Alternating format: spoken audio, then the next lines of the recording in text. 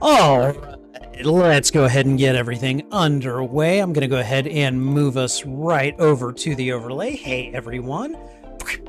Spidey Librarian here, and we are going to go ahead and watch Star Trek First Contact tonight. This one is a favorite. I really enjoyed this movie when it came out. It was the first Star Trek movie that I saw when I was in college.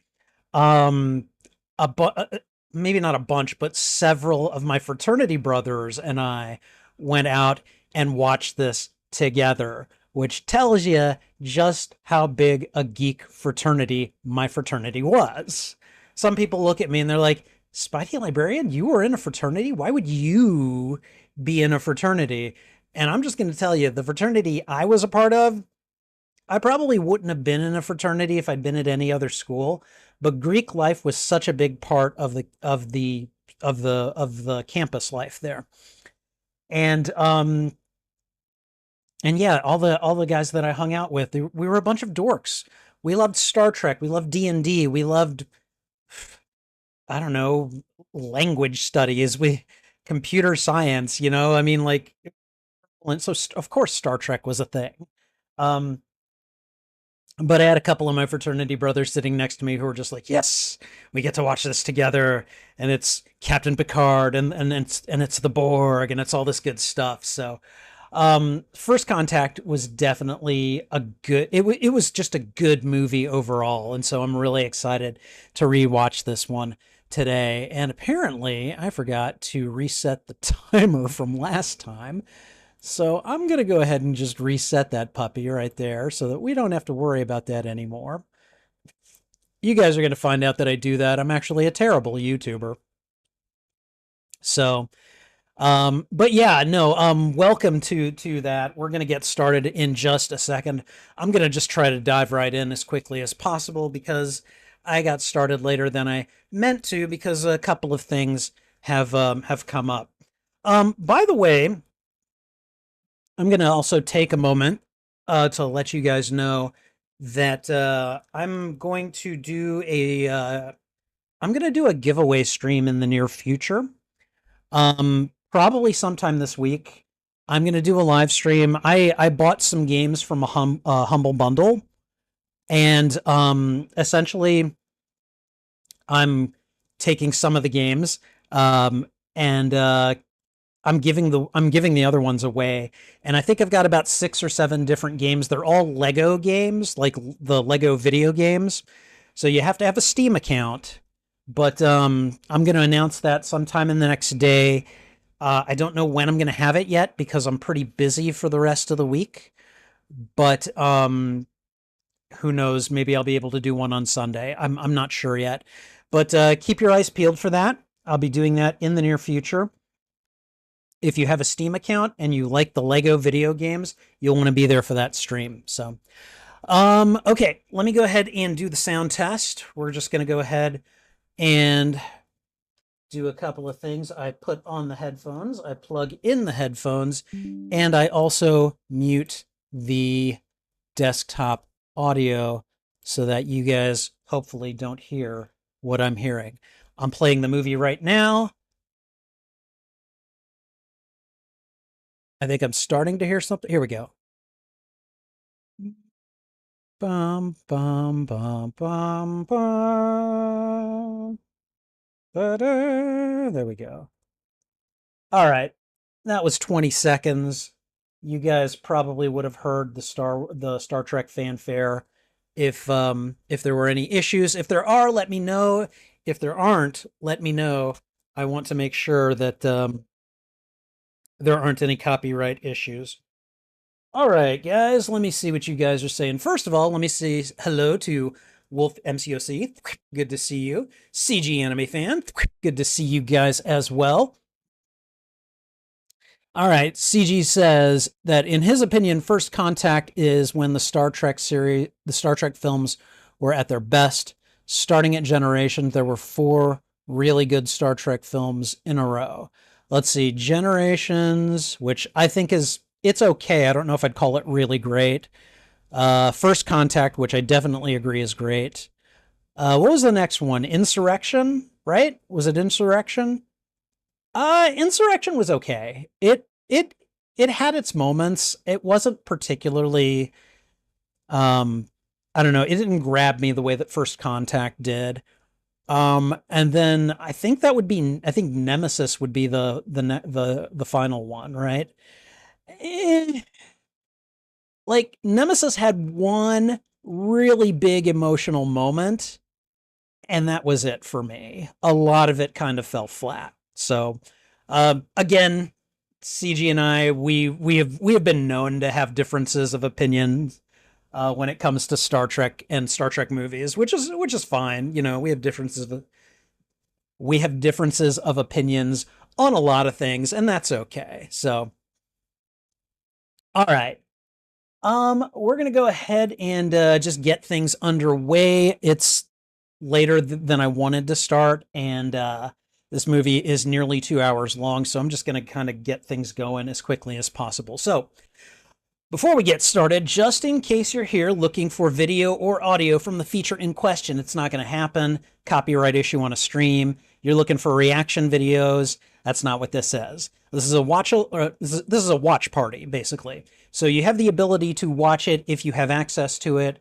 I've got the timer. You guys can sync up with me. We can watch it together.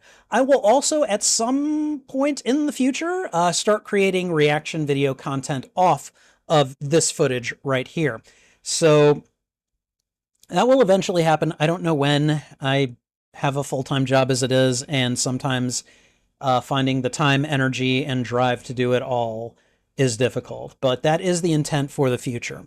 In the meantime, to that end, we will have an intro, the viewing, the post-mortem, where we review and react to what we've watched.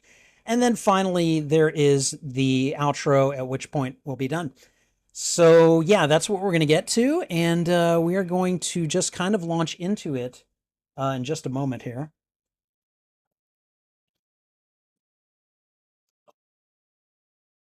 Oh, water, good. Okay.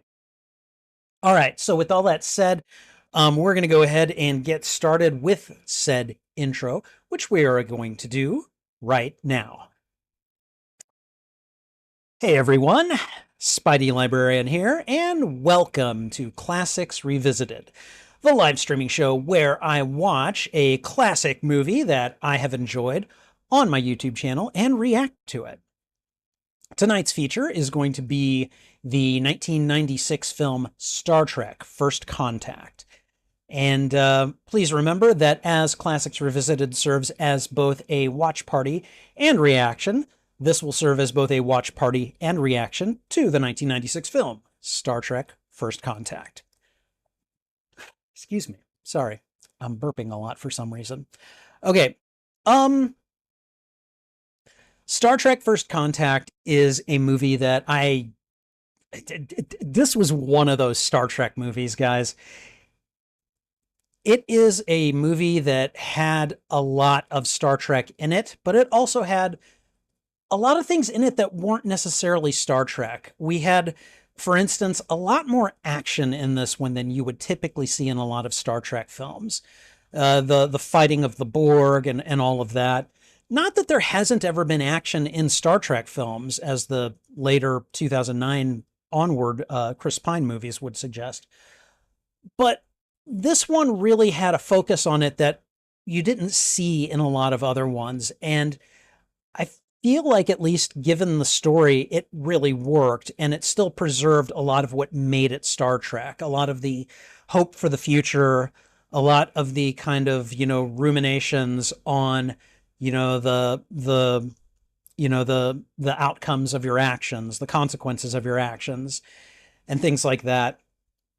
This was also the first Star Trek movie that I saw while I was in college. I had some of my fraternity brothers with me, and we all watched the movie together. It was like a perfect geeks night out. It was great, and I loved it.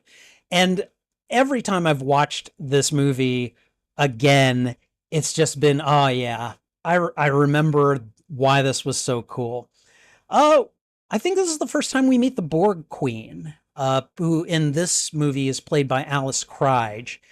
And we get to see her again in Star Trek Voyager, and we get to see her again in season 3 of Star Trek Picard. So a lot of fun stuff that is in this movie, including Zephram Cochrane, who's played by Oliver Cromwell and who does an excellent job, along with the rest of the cast who get put into some really good situations. You guys who watched my reaction to Star Trek II: The Wrath of Khan when I had my mother here, I took my mother to see this movie, and as I sometimes see when I take her to see a Star Trek movie, she will leave the movie crying, and she left this movie crying, and I won't say why, just in case we've got someone here who hasn't seen the movie, but like the ending just made her lose it. She was crying happy tears. So yeah, a lot of good memories that are tied up in this movie, and I can't wait to watch it again, which we're gonna do in just a moment. If you enjoy these reactions, please go ahead and thwip the like button, and if you haven't already, consider subscribing as well. Also, consider sharing this out with your friends, your family, your followers, anyone that you think would enjoy my reaction to these media. In this case, Star Trek fans. Whether you like or dislike this film, let me know why in the comments. I would love to have a conversation with you about this film. Excuse me. God. My gastric system is just on overdrive right now. All right. I'm sure you guys needed to hear that. Okay. And finally, you can find the full and unedited live stream of this reaction on my YouTube channel. There is a master playlist of all movies that I've watched and reacted to. And I divide them up into smaller lists by genre, usually. Star Trek First Contact would be science fiction, adventure, action, probably thriller, and I would definitely make a tagged playlist for Star Trek movies that you can always visit as well. Whichever of those playlists you go looking for, be sure to look for them on my YouTube channel under the category Watch Party. And I think that's everything. So we're going to get started here in just a moment. Okay, CG thinks that most fans would agree with me about the Next Generation films. Next Generation crew appeals to him more than the original crew, so it's hard for him not to be partial. Understood. And I mean, that makes sense. I get it. So I will say this. I will say this, CG. So when season 1 of Star Trek Picard happened, like you can bet your ass I was watching that from the get-go. I was watching it as soon as the episodes dropped. My household, we were all excited because man, Space Grandpa was back, And I think it took him 3 episodes to get into space, but at the end of the 3rd episode, when he says "make it so," I can't even begin to describe the emotions I felt when he finally did that. So yeah, no, I can understand why they would appeal to you. With that said, I was basically raised on Next Generation myself, so the Next Generation was how I got into Star Trek. My mother was watching it, so.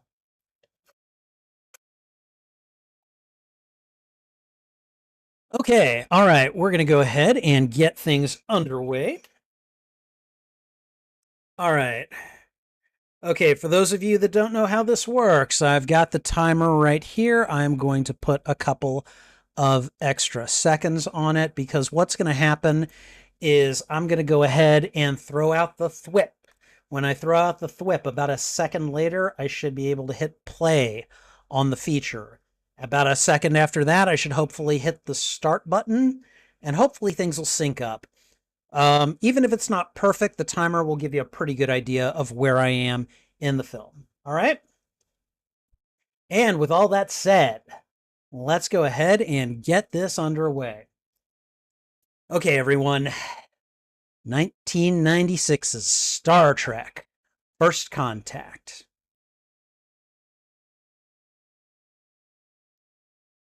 Here we go.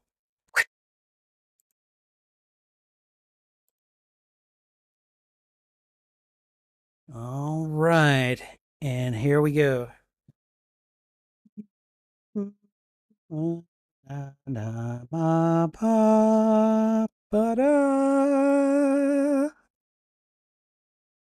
Oh.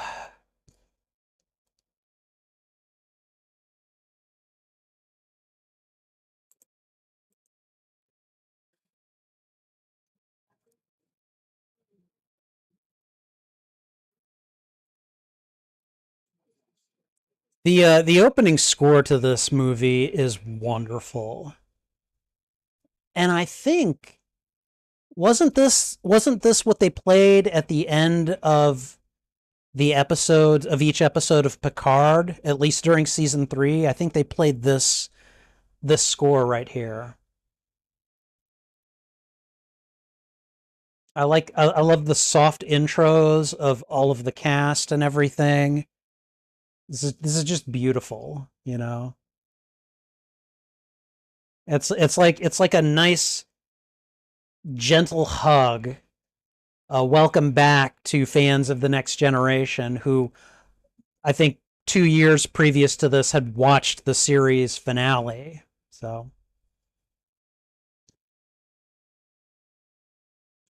Alice Krige.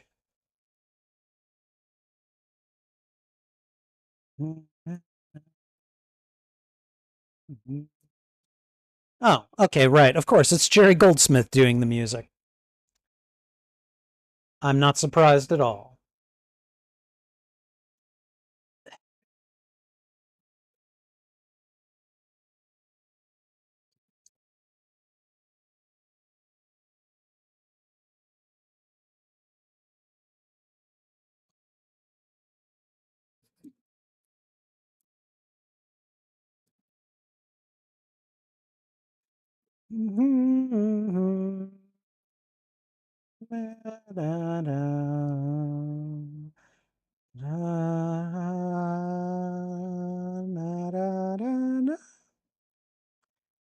Gets too high. I can't hum along with that.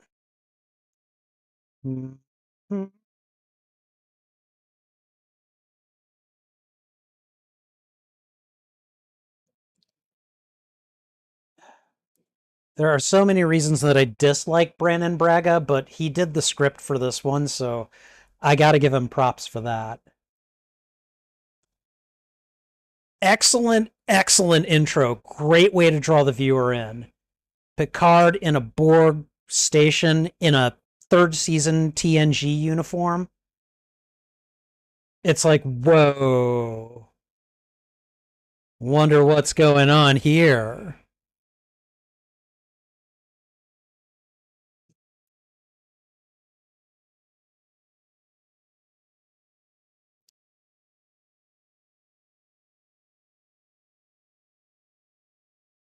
I mean, we're looking at the interior of a Borg vessel, but like, that's a weird interior for a cube to have, right? I mean, I guess you could put anything in it you wanted with enough space, but still.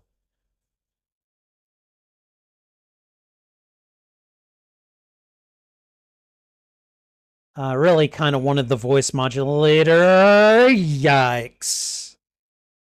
Hey, wake up, Captain. How you doing?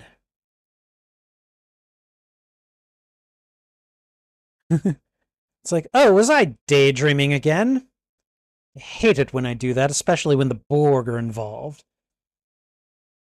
And then we have another very clever little piece of filmmaking right here. It's like, whoa, whoa, whoa, what's this? A dream within a dream. Within a dream?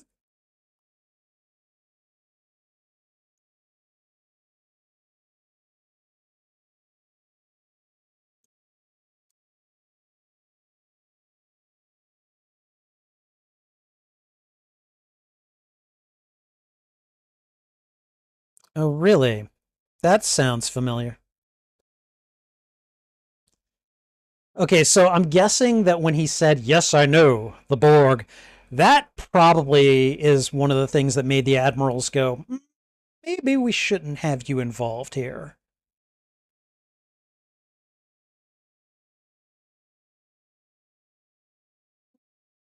It's a Beautiful shot of the Enterprise E, by the way.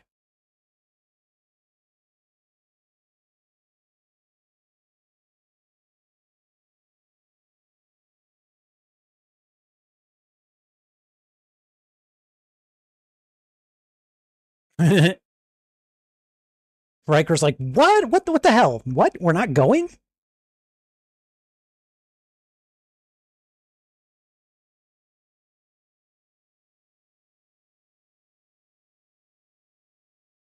I mean, Romulans are pretty opportunistic. I wouldn't put it past them.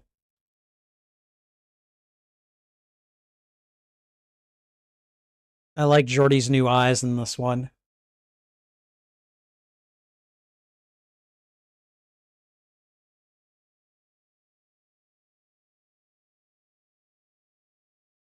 You can just hear the disdain coming off of his voice for that order. Set a course for the neutral zone.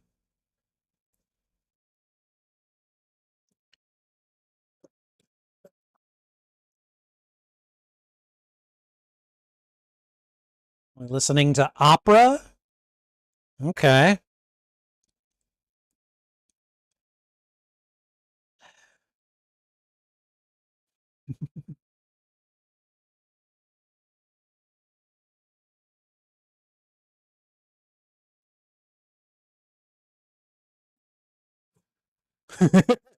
Riker. He's just as put out by this as Jean Luc is.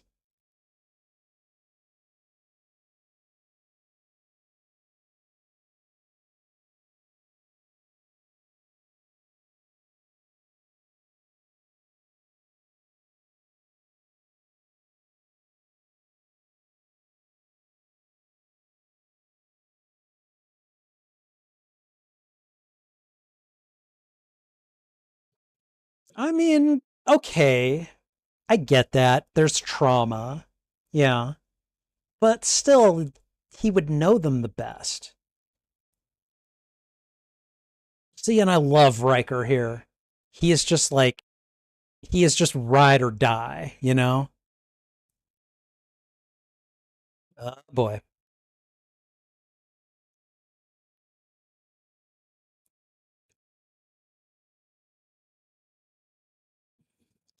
All right, let's listen in on the chatter.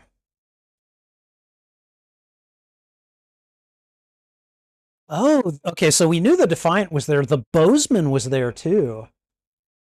That's the ship that Kelsey Grammer should be captain of.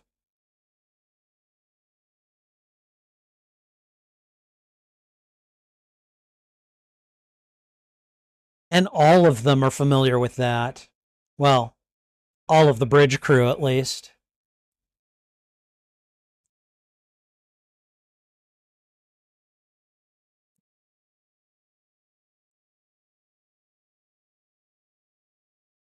I want to know how many ships that cube busted through.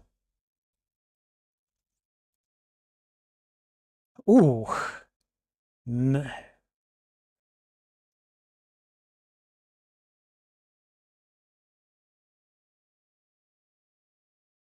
We're getting out of here.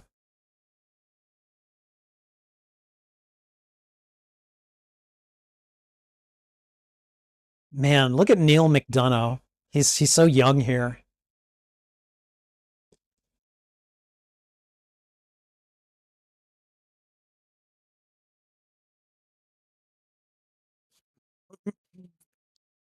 Riker and Deanna are both like, hell yeah, let's do this. Let's get out of here and let's ride in firing.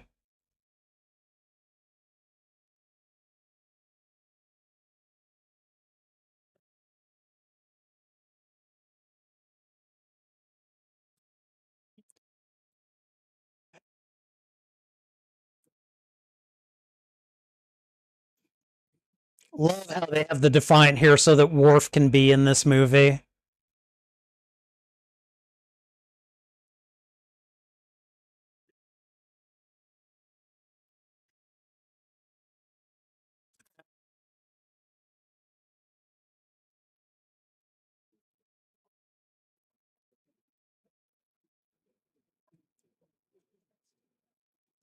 You can barely hear the Klingon theme here, but it's there.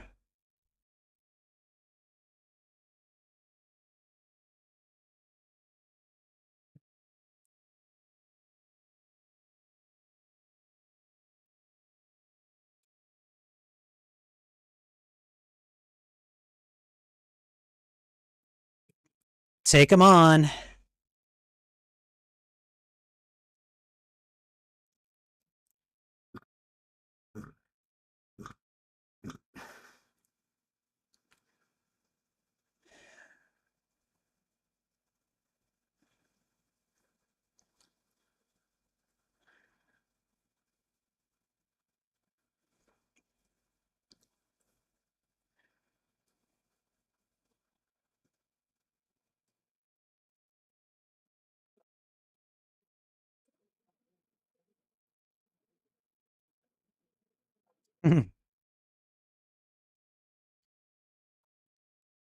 Hit this area that doesn't look vital at all. Just hit it. Hit it hard. Go.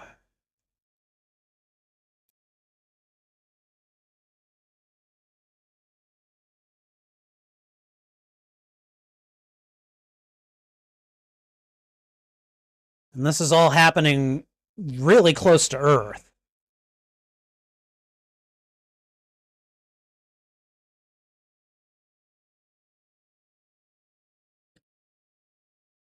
And there goes the sphere.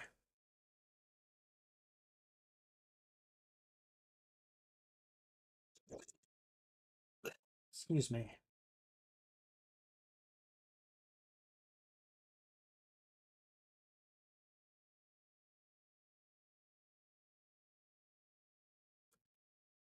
I'm sure that was intended. Welcome back, Mr. Worf.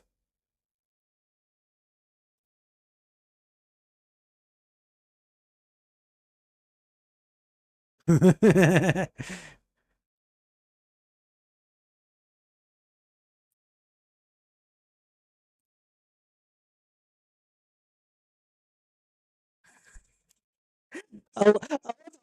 always likes to just like take a little jab at Worf. It's like his love language, you know?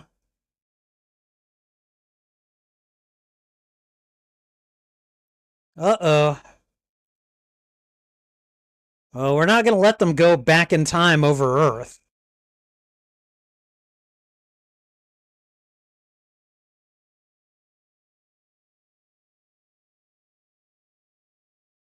Now this, look at this.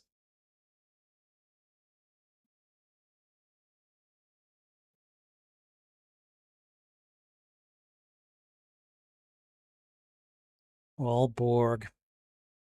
They went back and changed history. Yeah.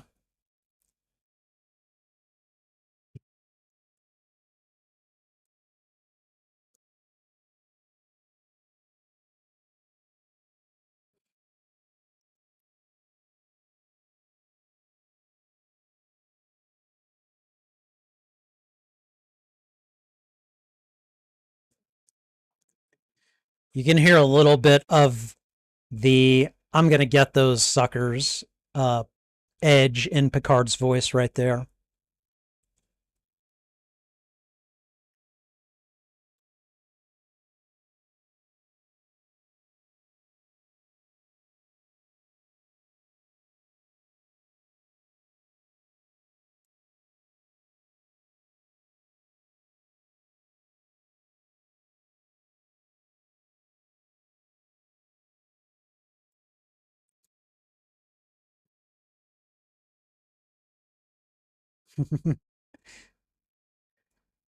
The adventures of Lily and Zeph begin right here.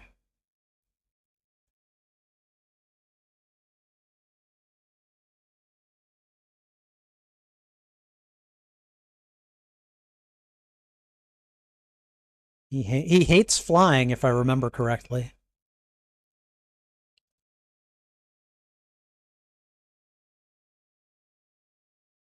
Ooh. Well, yep, time to take cover. An econ?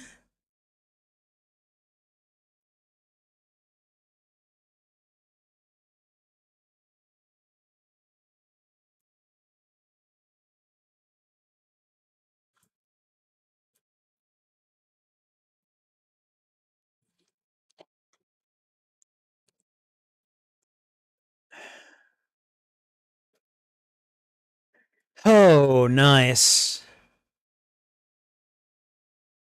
All this destruction.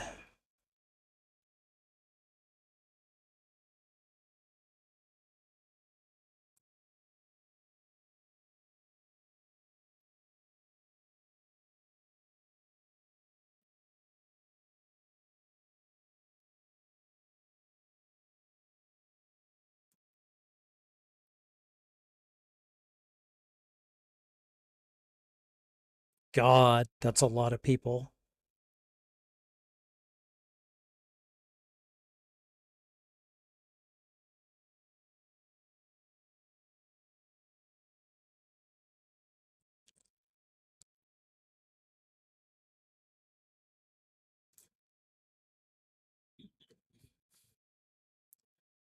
See, that went suspiciously quick.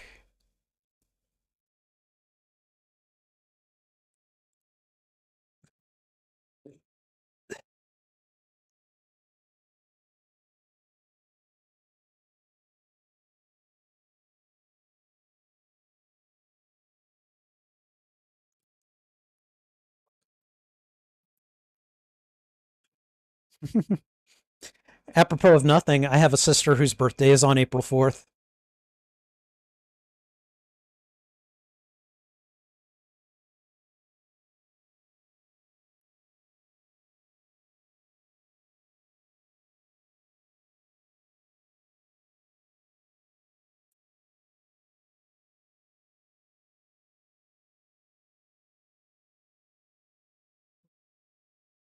And there we go. An away team dressed to camouflage with mid 21st century Earth civilians.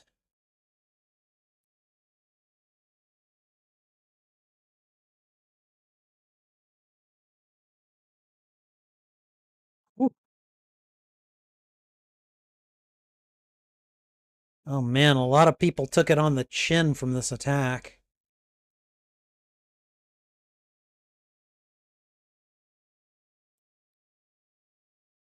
They really took it on the chin.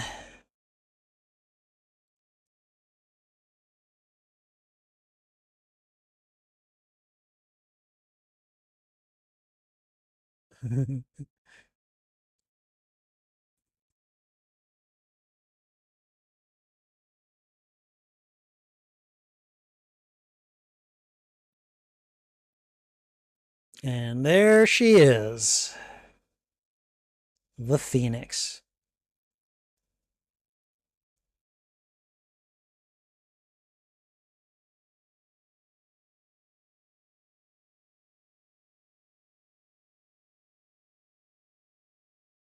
Oops. Okay, bullets. How quaint.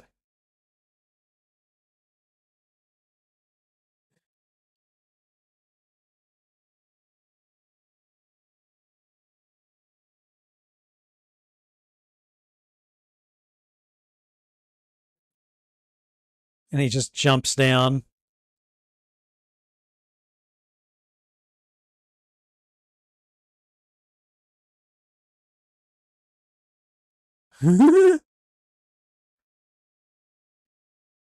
And she's like, So,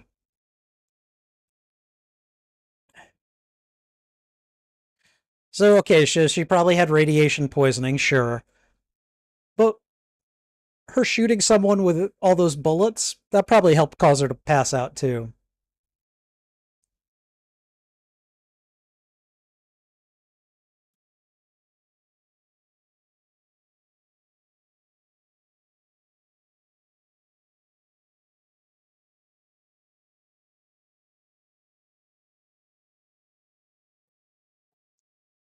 All right. It's not all about the transporter pads.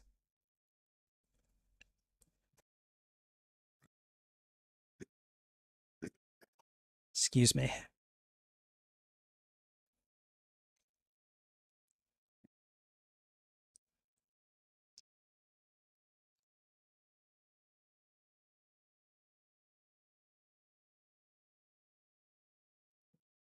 Okay. This is where the horror movie portion starts.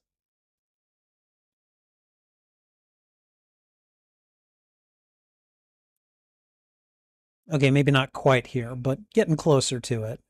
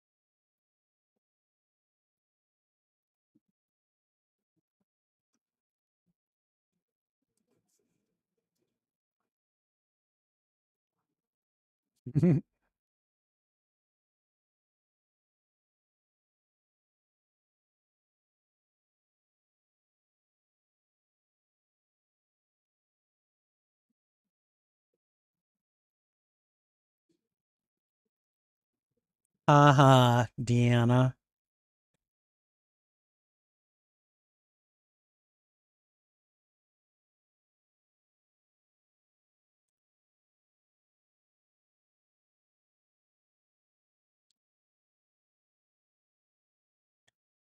I mean, of course, you should consider it.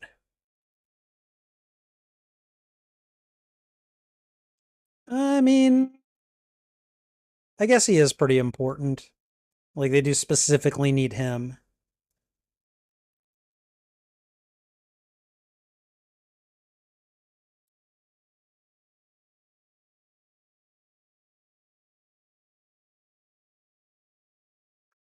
Oh boy, here's the horror movie part of the show.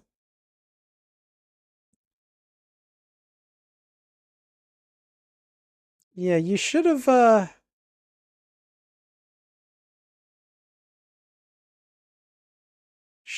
probably had someone come with him. And I'm sure she heard that scream, so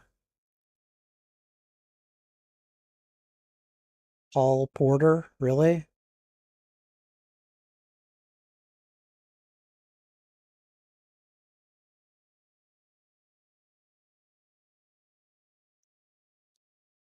See, I'm sorry, but that's where you start using your comm badge. Computer, locate Lieutenant Porter.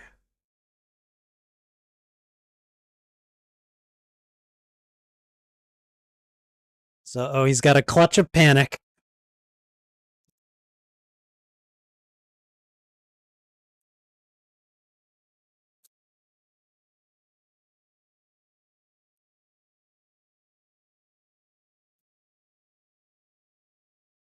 So the Borg like it hot, huh?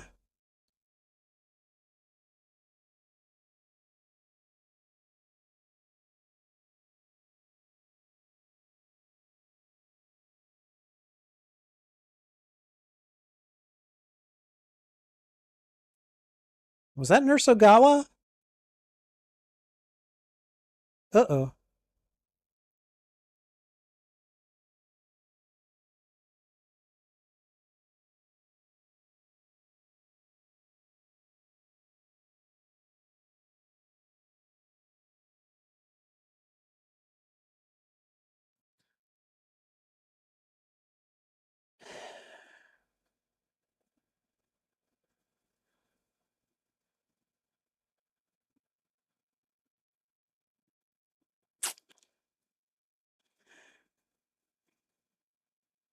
Yep.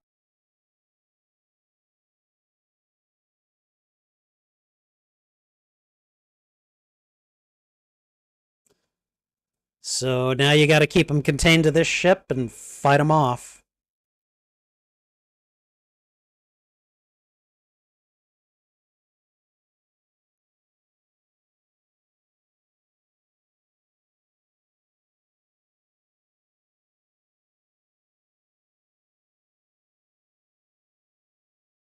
Data's like, okay, I can whip up a password, no problem.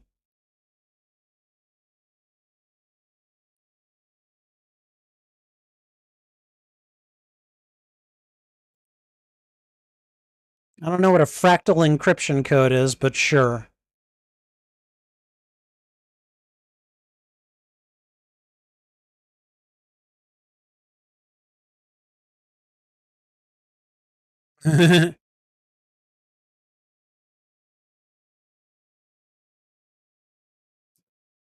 Yeah, that is Nurse Ogawa. Okay.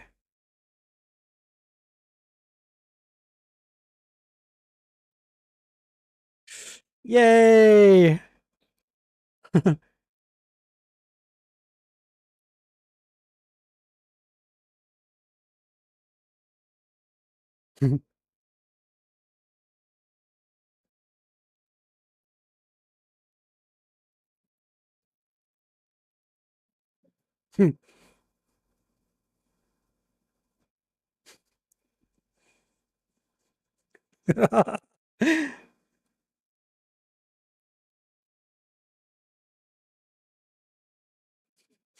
He must have had so much fun coming in to film that part.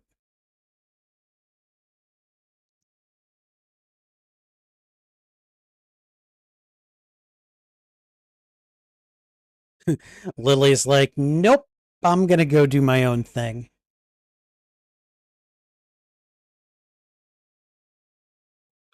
Everybody's arming up. Yeah, this is where the action part of the movie comes in.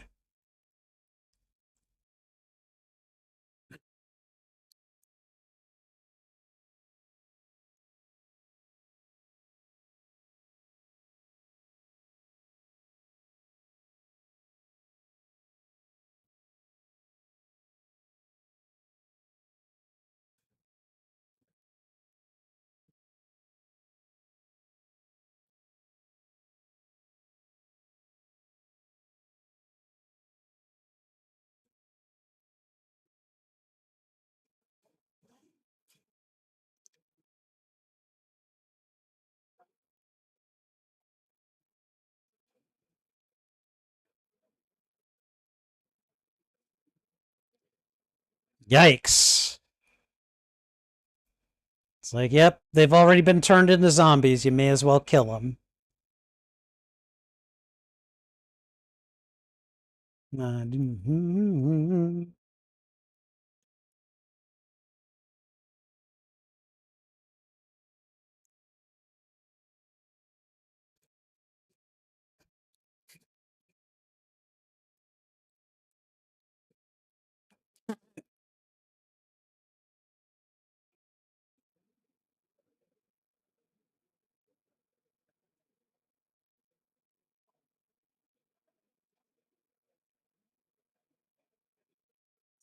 Sure.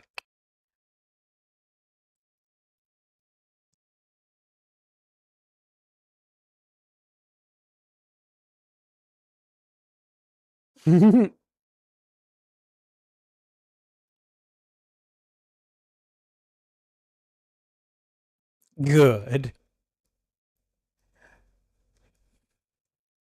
Dina?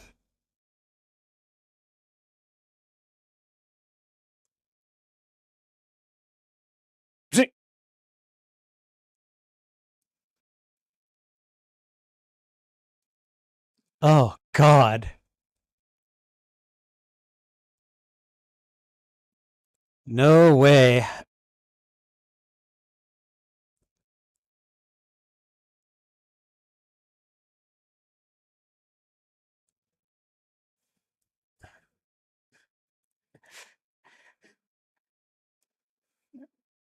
She is so drunk right now. I'm sorry, your judgment is impaired, lady. Oh, you are very drunk.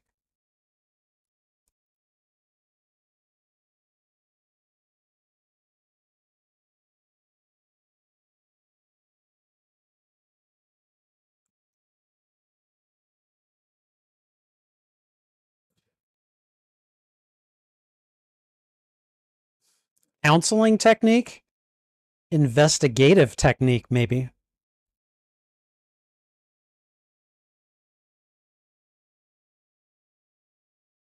You're blended, all right.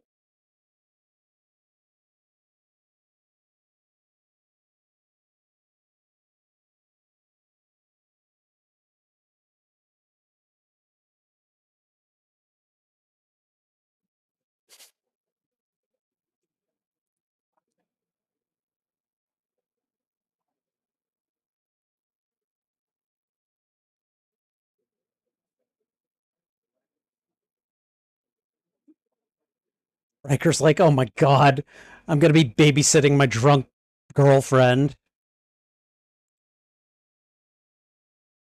Okay. All right. Meanwhile, back on the Enterprise.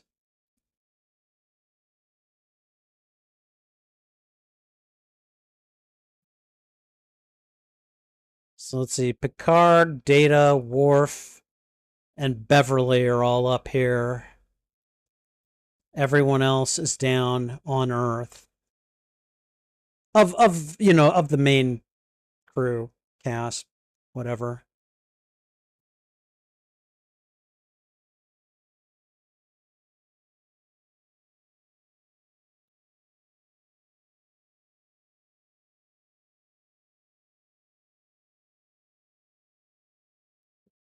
It's a nice shot, actually.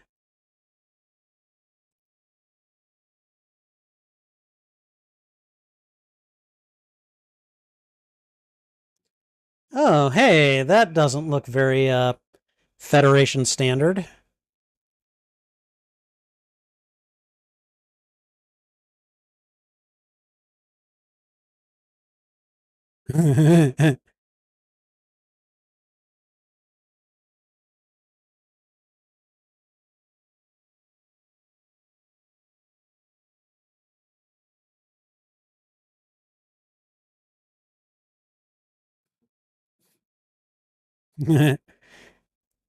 I mean, if you had the ability to literally turn your emotions on and off whenever you wanted, not gonna lie, that could be very, very nice, you know?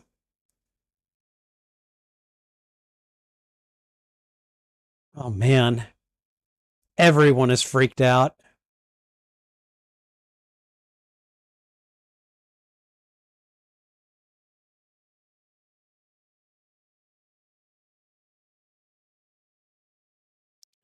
It's like, oh yeah, there's a stowaway somewhere on the ship too.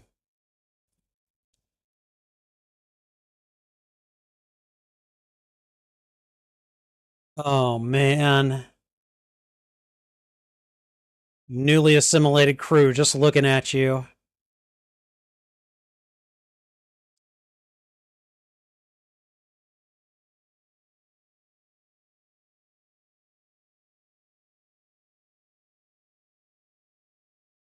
Just let them go. They're like, yeah, we're not gonna bother with these ants until they sting us.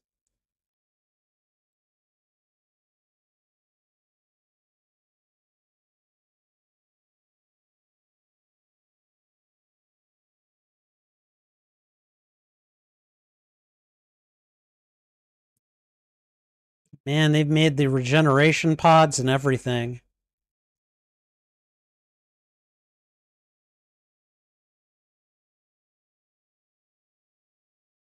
Well, we got a Borg hotel on this deck.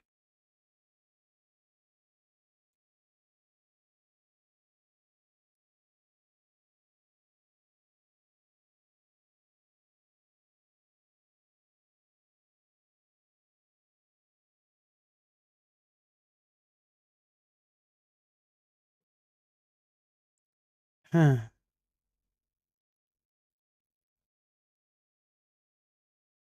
And here's where things get intense.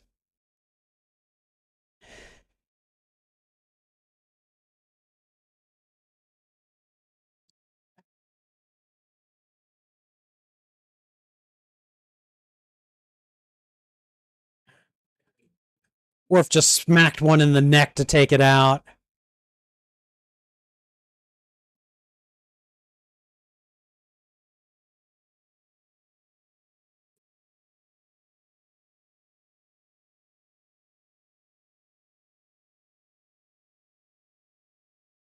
Oh man.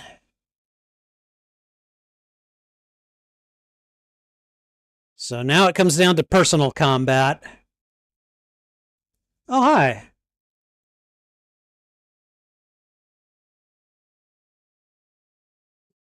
This that was shocking. Watching Data break someone's neck.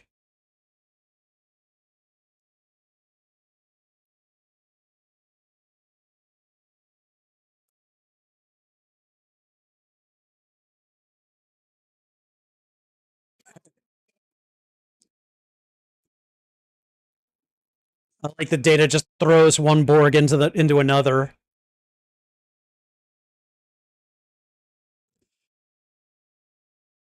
Hmm. Seems like maybe they wanted to capture Data. Come on, back up, back off.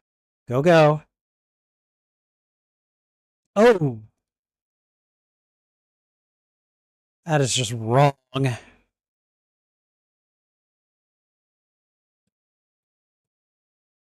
Oh, man.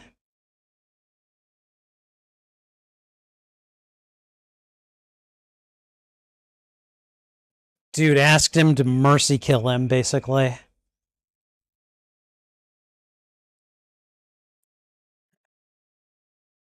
That'd be one of those. Oh,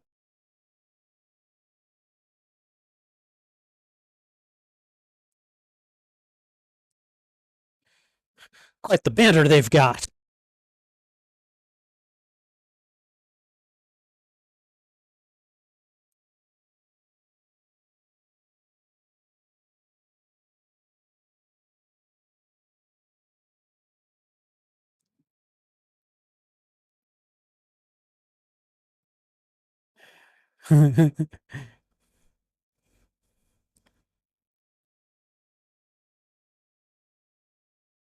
Oh, looks like Data is okay.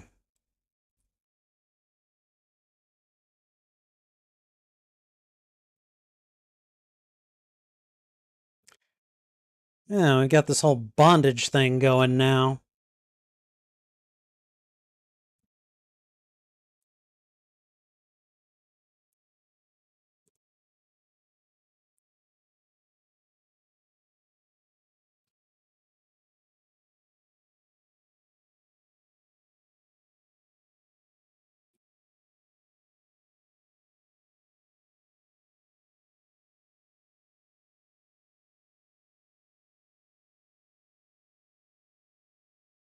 Hmm.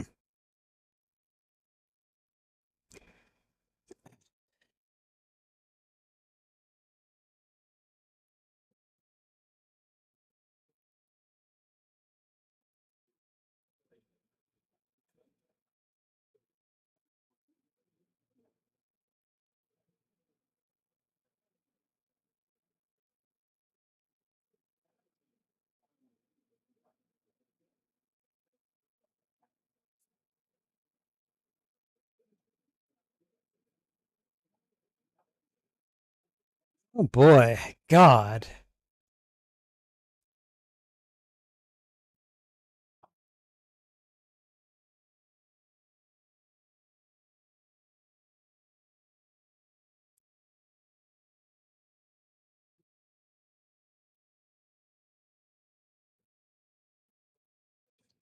Well, I mean, I don't like to brag, but you know.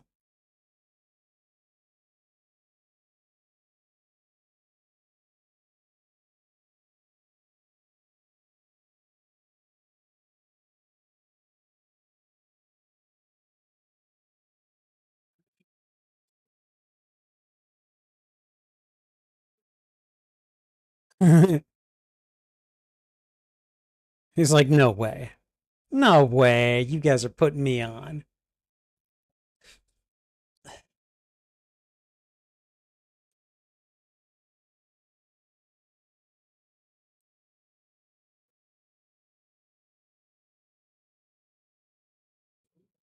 How did Deanna get sober so quickly?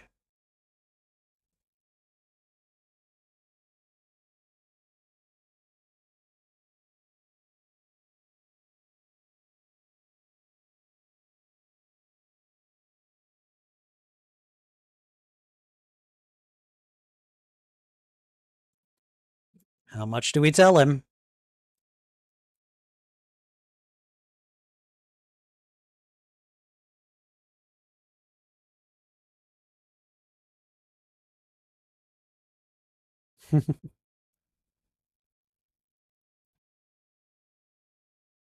Oh, that's nice to hear.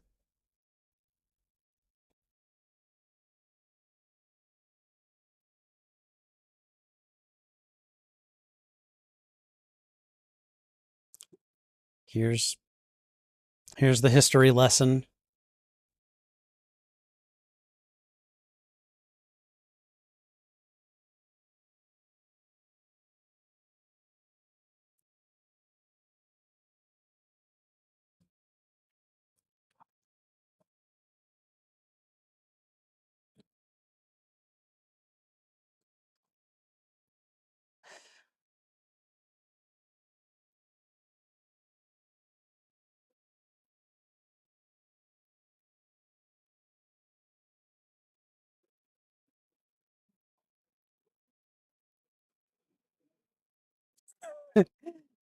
That's right. Yes, he actually said the phrase Star Trek.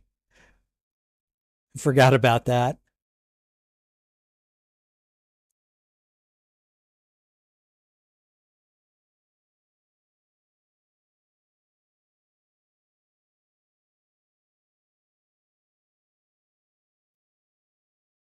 I like how the I like how the Zephram Cochrane that they know from the history books. I mean, he is an actual character that shows up in the original series. Um, I like how he ends up being a completely different person than who they read about, and how the history books had lionized him and everything. And you find out here that in a lot of ways he's just a man. He's just a dude, you know? And he did some great things, but he had flaws and he had, issues and everything. I really like that about this movie, you know?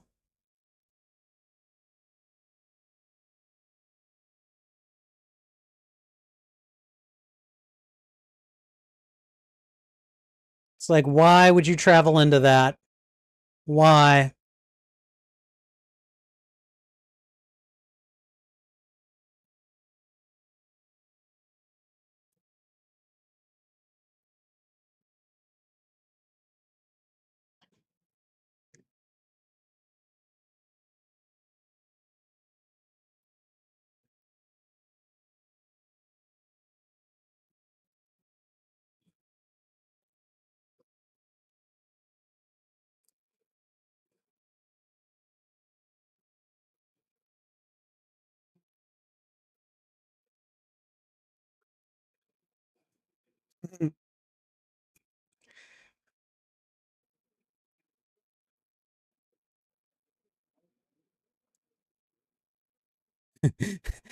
Lily is just like, Lily is just like, I mean, she looks sickly, but God. Okay, lady, chill.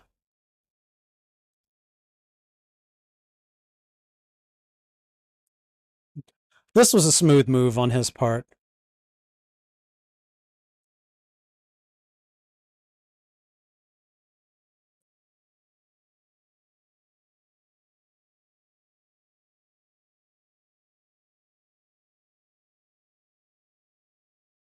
Like at this point, if I'd seen this in her place, I might have started flailing.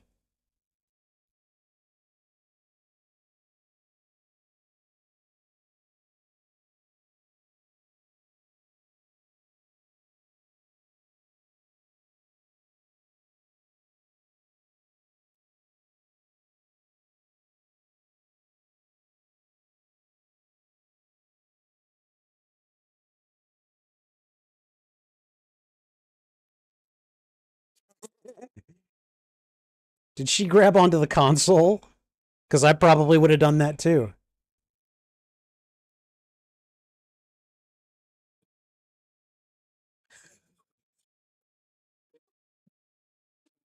That is so sweet. This is my first ray gun.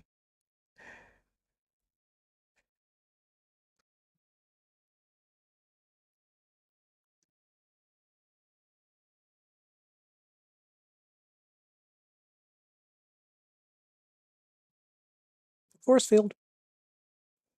The way she jumped.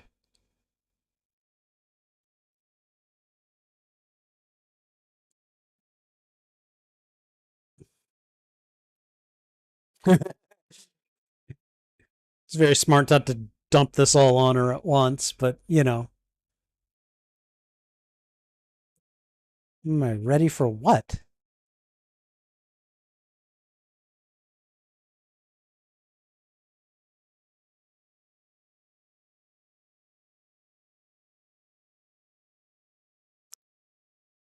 This was an introduction right here.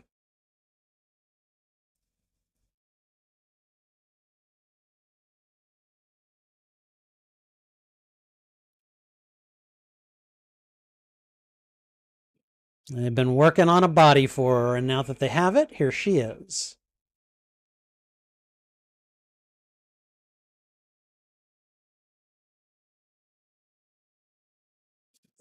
Data's just like, hi.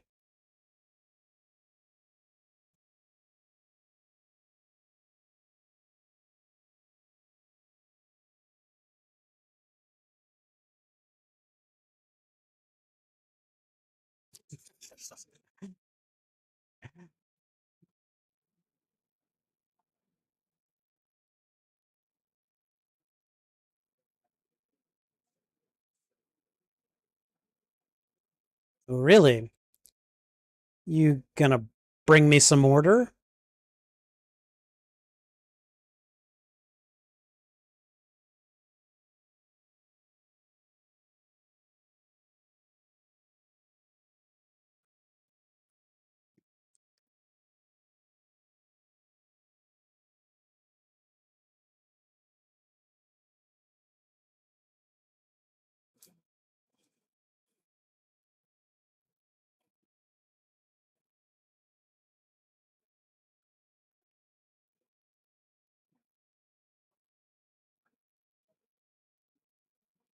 Oh, really?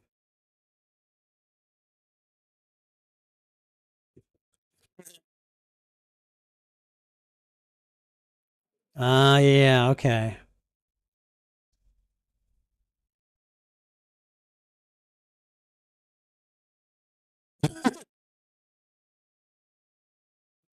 This is why she reactivated his emotion chip.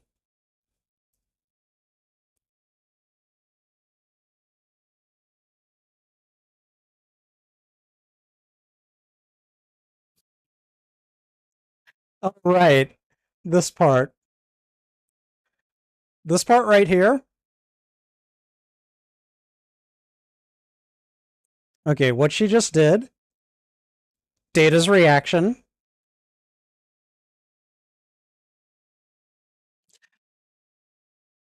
So a very, very dirty joke comes to mind.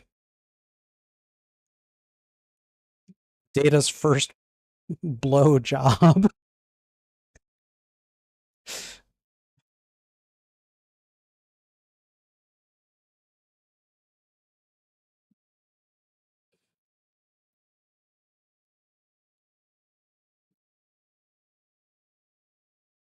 Bionic zombies, which is, I mean, that's basically what they are.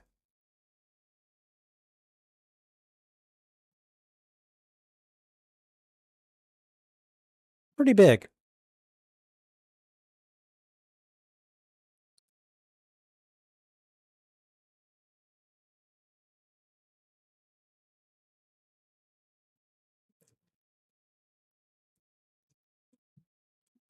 Excuse me.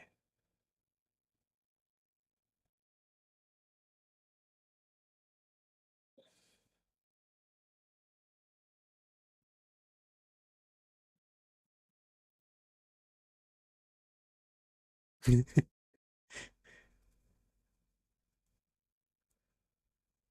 don't know, not getting paid. Oof, that's hard to imagine.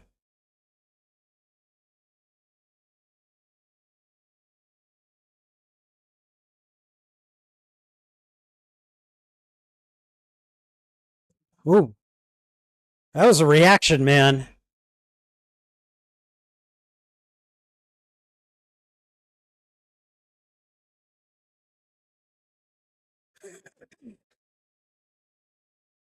She's looking at him like, "Are you sure you know what you're doing?"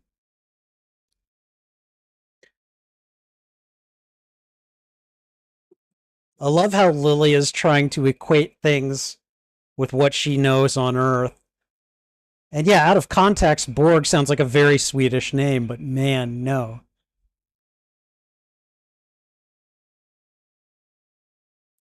You would think the collective would recognize Locutus and try to reassimilate him.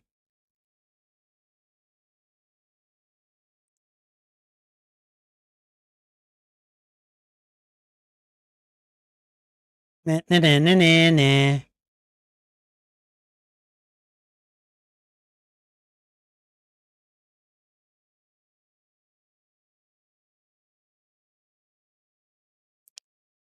The big goodbye.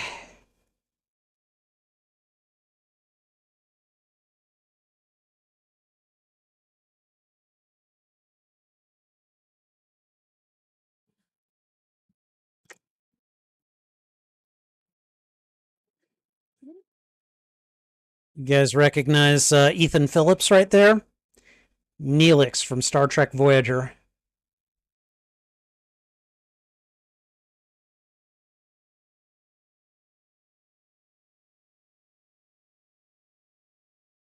Ooh.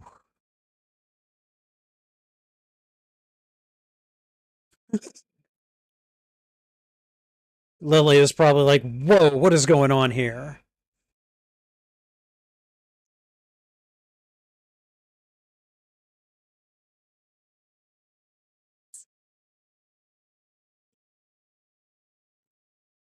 This set, like for just this part, is amazing. Like the costumes, the musicians, the kind of big band swing feel of it.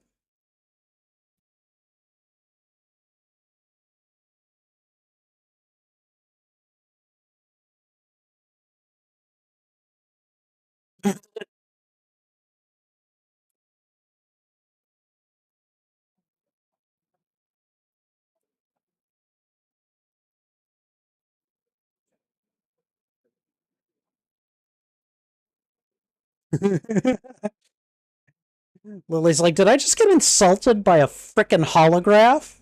Or hologram?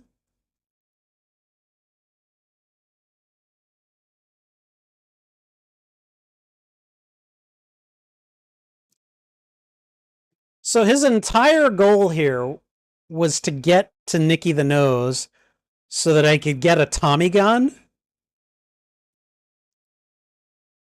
I'm going to go out on a limb and say that wasn't a very smart idea.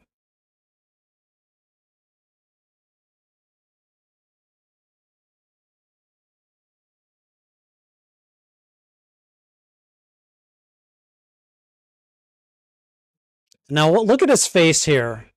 Yeah.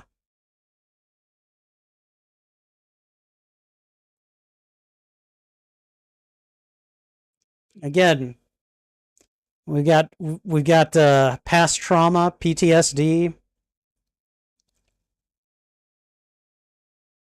and some serious rage issues here.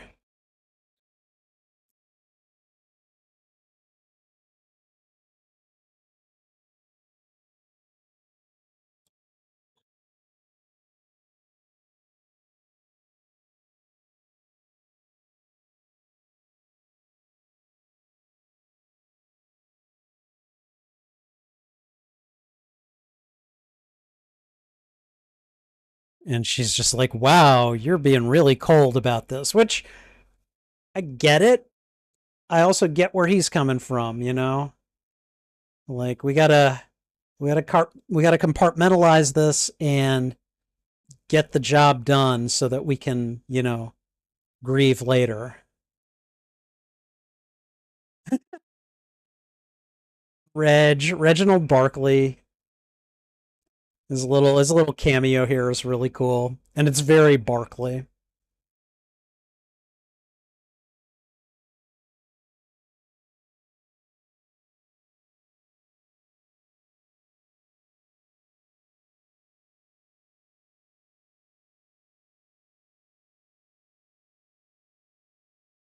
The intermix chamber.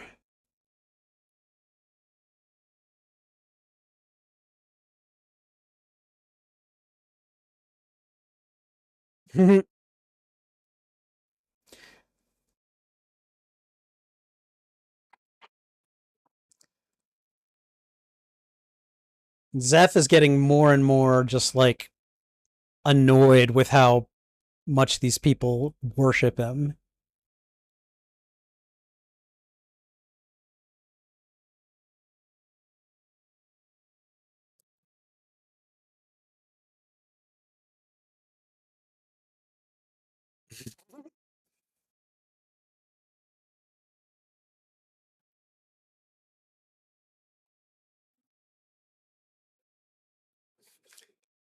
Bit bit much there, Reg, but you know.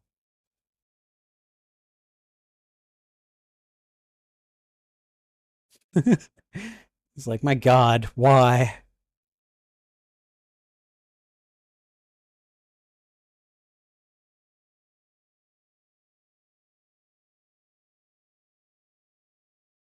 Jordy's actually holding it in pretty well, all things consider. All things considered. I named a high school after him.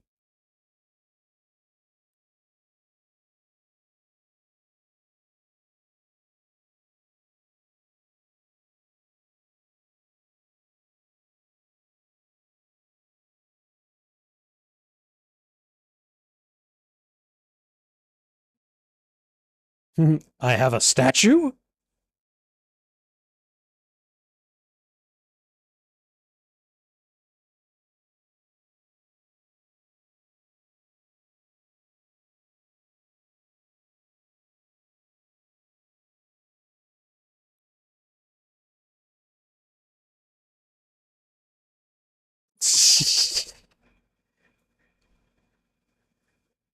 Yeah, urination joke. Okay,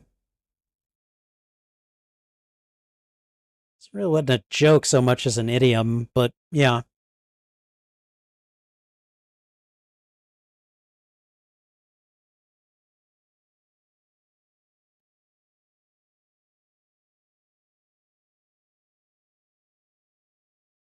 Oh, hi, you.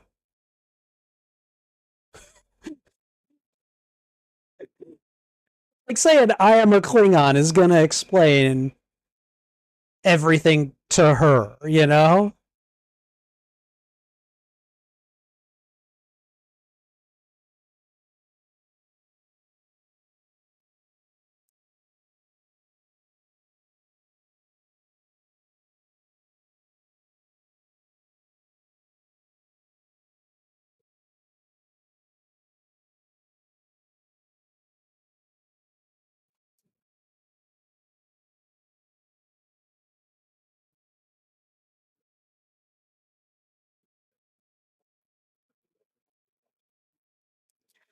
Yeah, I remember this part.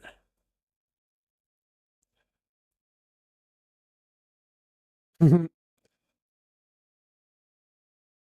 way his shoulders slumps when he asks it. Like, oh, what are you suggesting? It's like, I don't want to do this. You're gonna make me do this, Captain.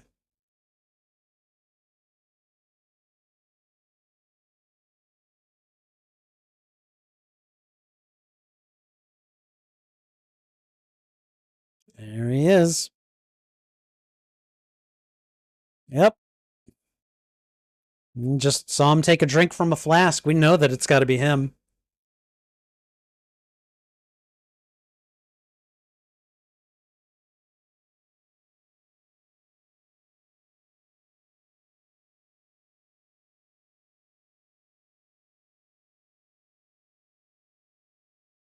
So Picard, Worf, and Hawk.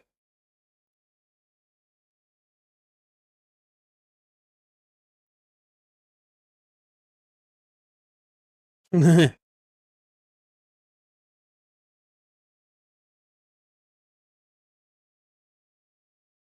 remember the first time I saw this shot, I was like, this is so freaking cool.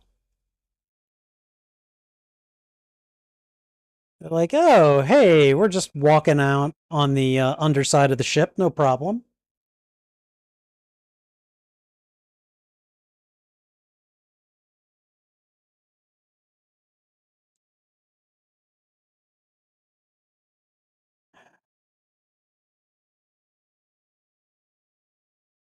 I mean, that's probably the best way to do it. Oh, God. All right, let's get to the deflector dish.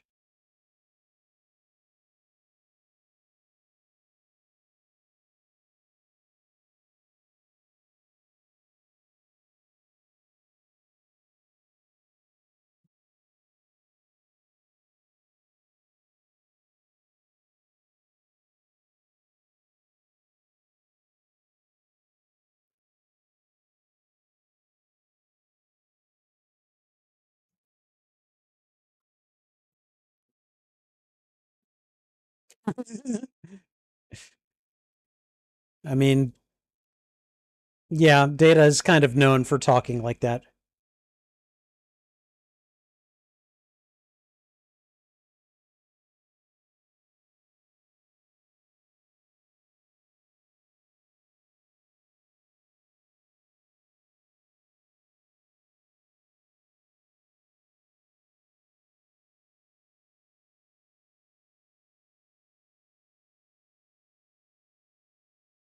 She's trying to be coquettish to get him to, get him to come over. Data throws it right back in her face.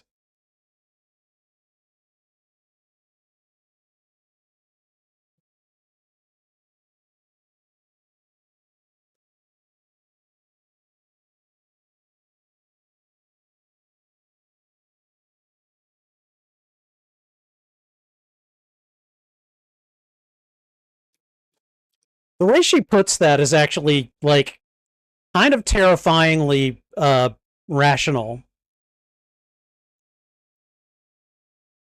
I like how she just stands back and just watches. She's not worried. How did that feel? She's like, okay, I've made my point.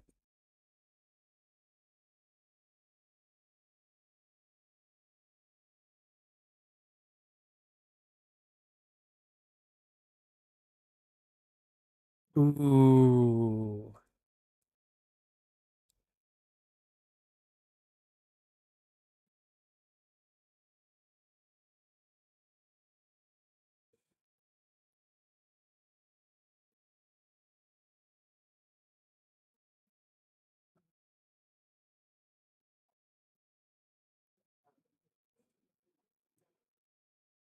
She is calling his bluff.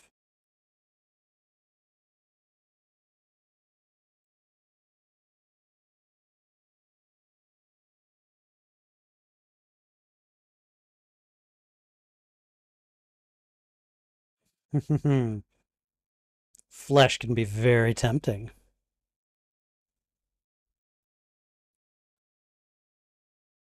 And she is about to show him as much.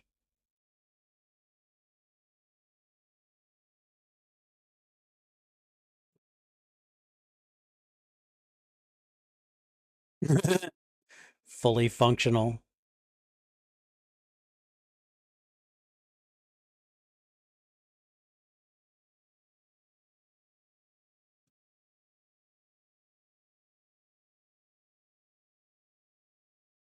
And she just goes right in for the kiss.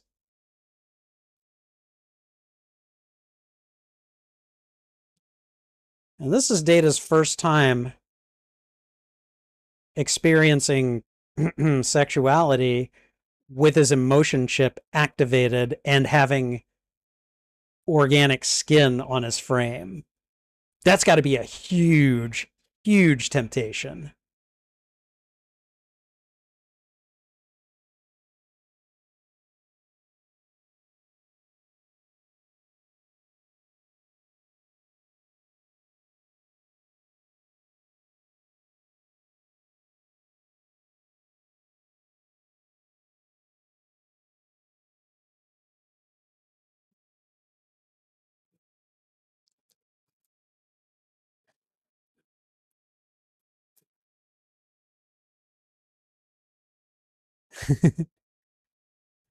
Yeah, I think they finally freaked out Cochrane here, and he's like, no, that's it. We're done.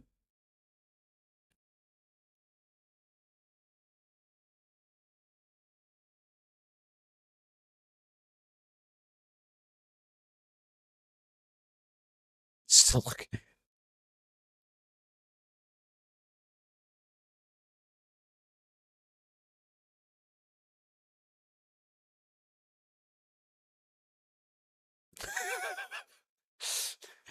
We tried talking to you.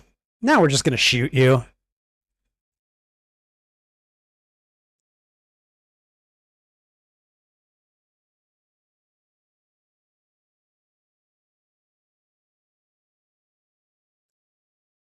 Okay, all right, look, he's not the only one guilty of telling him about the future, okay? Well, chill out.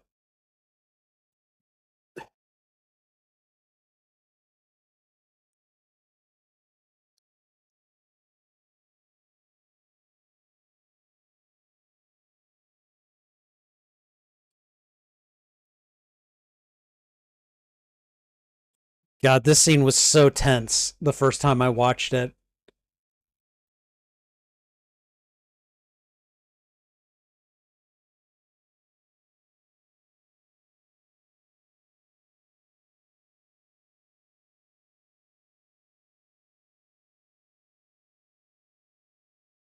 It's like, where'd they get all this stuff? Did they replicate it or what?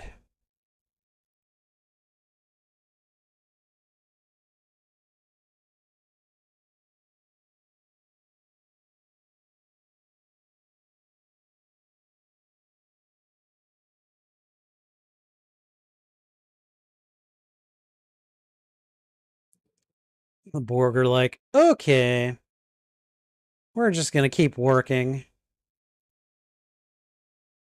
Now one of them's like, okay, I see what you're doing. I'm coming after you.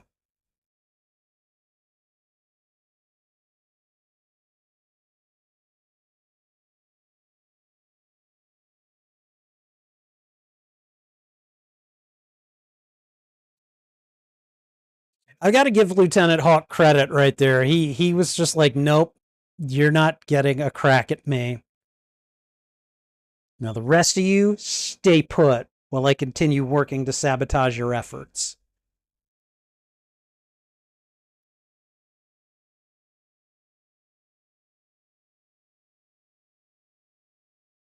There we go.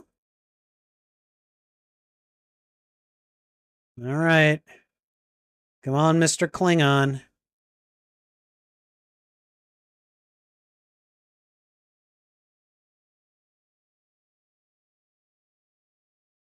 One shot? That's it?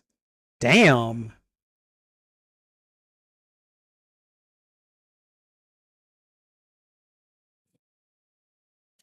Worf just throws his rifle into space.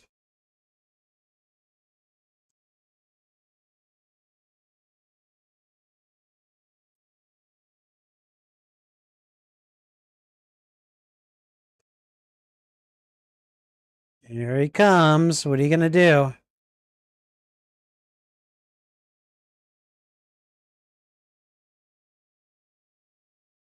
Now, that was probably a risky shot that he took right there. Like, literally.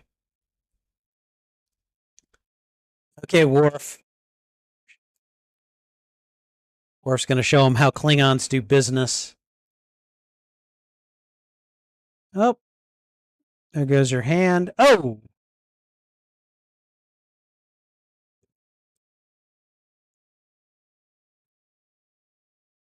I was on the edge of my seat when that happened.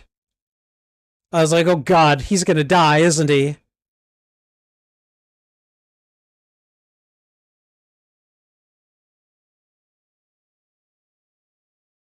I mean, this Borg looks like a Klingon right here.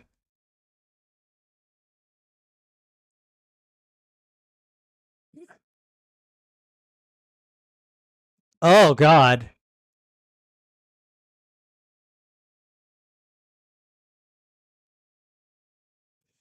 Just hauled him off like nothing.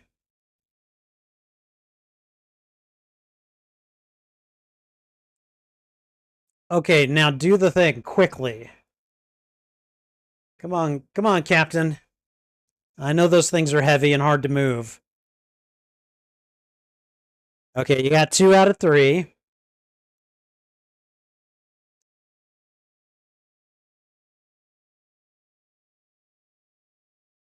This was a clever move right here. I was like, oh, I was impressed when he did this. Ah, you missed.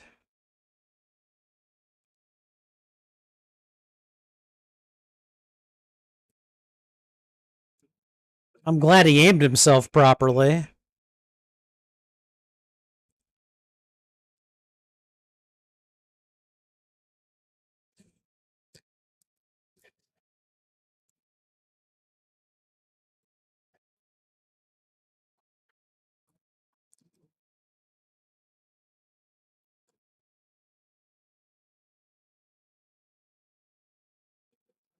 There we go.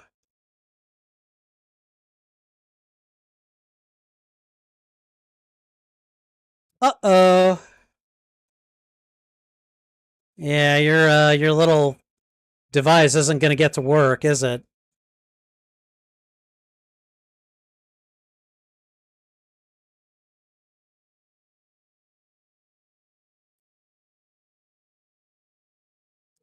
This part frickin' I I was grinding my teeth this entire part right here when you found out that Hawk had been assimilated.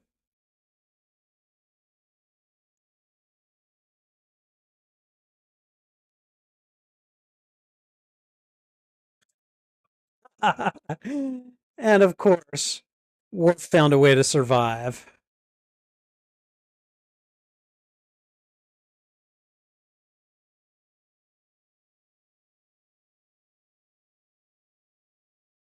Those Borg on that dish are like, what?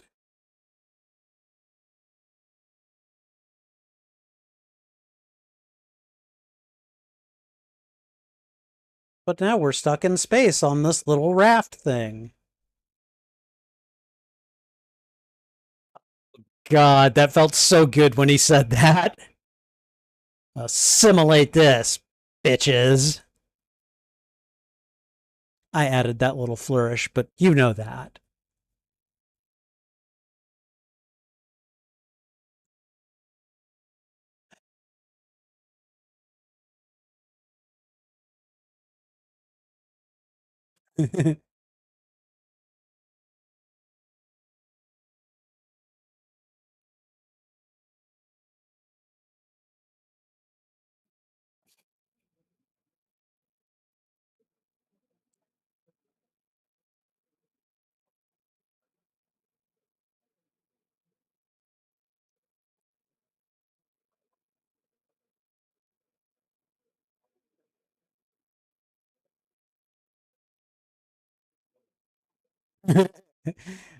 God, I'm too hungover for the sun right now.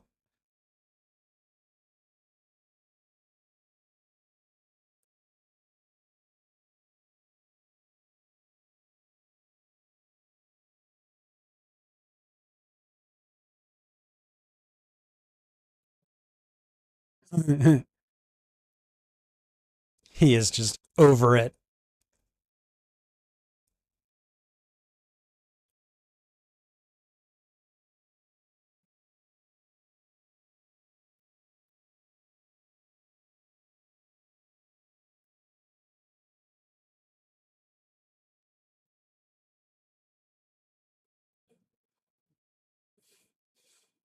I like that for Riker. I didn't think you were a saint.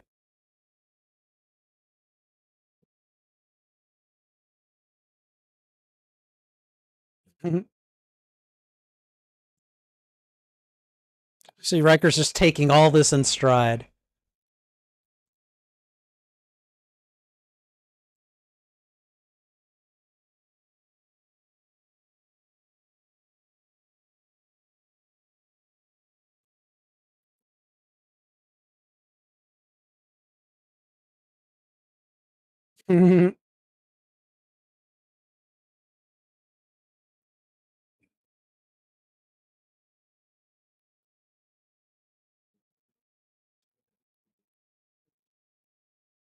Rhetorical nonsense.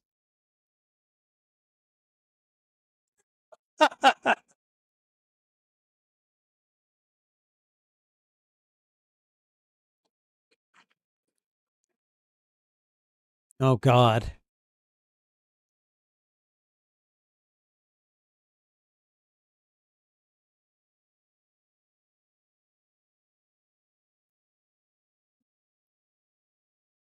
Jesus.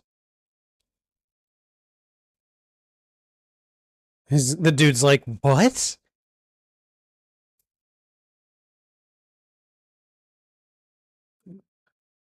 Oh, I remember this scene.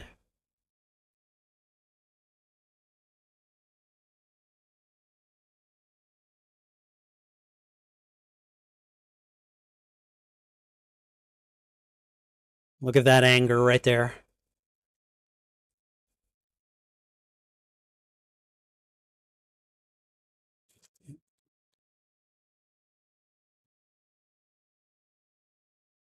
Called him on it.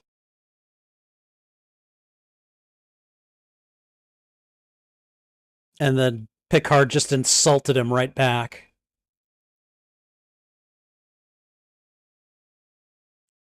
God. God. This scene never fails to hit. I mean, these are two very strong-willed men just butting heads here, you know.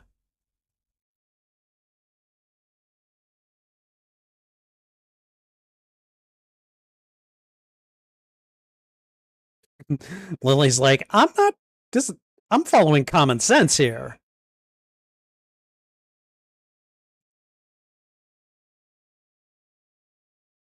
He's in his face and she is not getting out of it.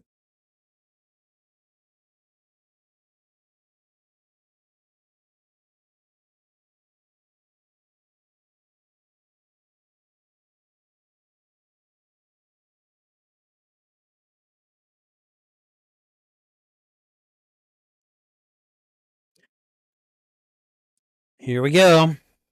Trauma dump.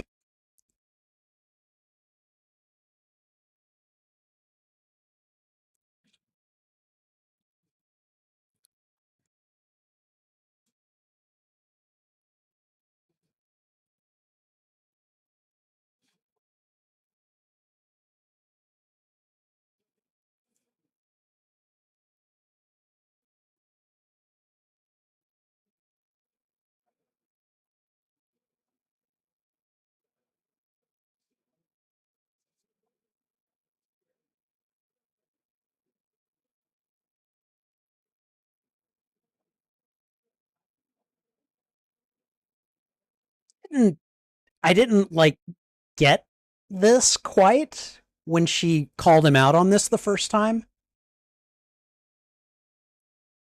It took me a bit to get my head around it, but yeah, he was traumatized by them.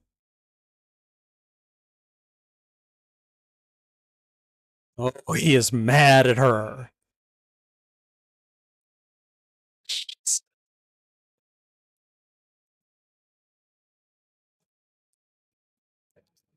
Oh, love it.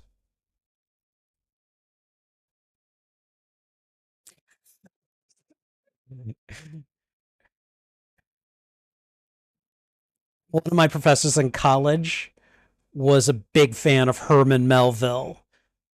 And so when he saw this movie and saw this part, he just this scene resonated with him in so many ways. He's like, "Oh, the revenge, you know, like yeah, he's just losing control of everything."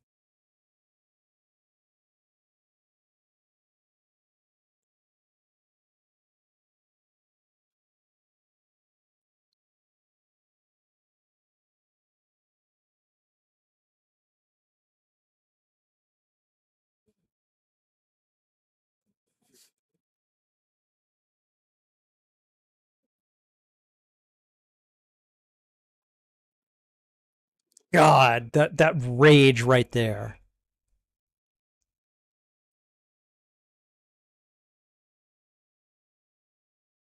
This is a man on a quest for revenge.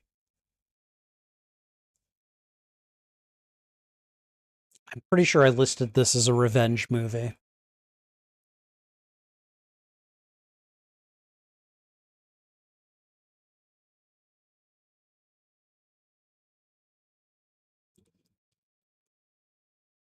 That's symbolic.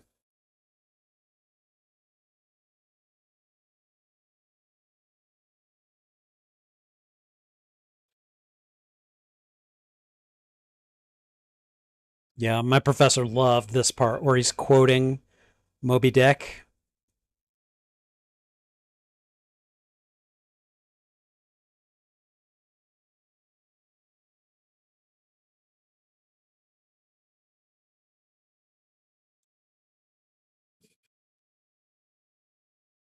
I mean, me either. I haven't read it either.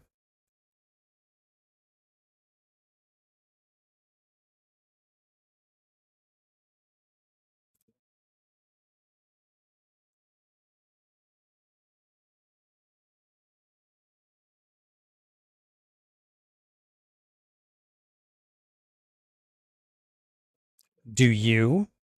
That's the question she's asking him.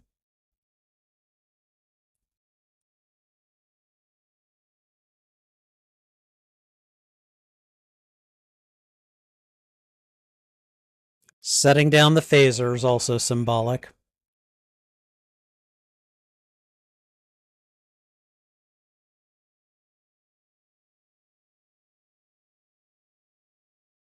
Those are really hard words for him to say.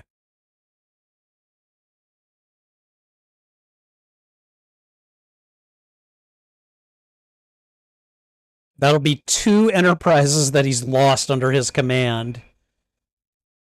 I'd just be like, my God, they're not even going to give me a ship after this.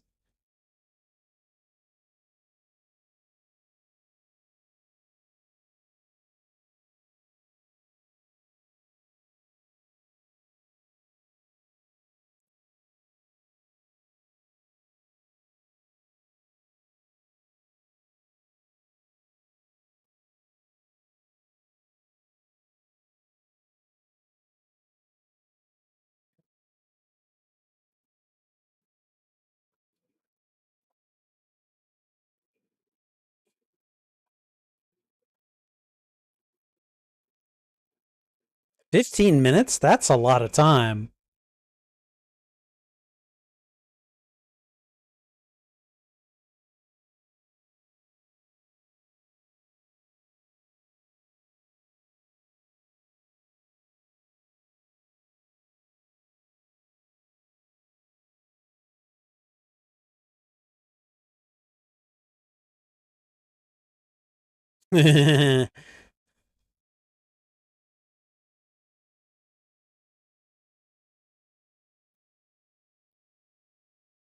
Some.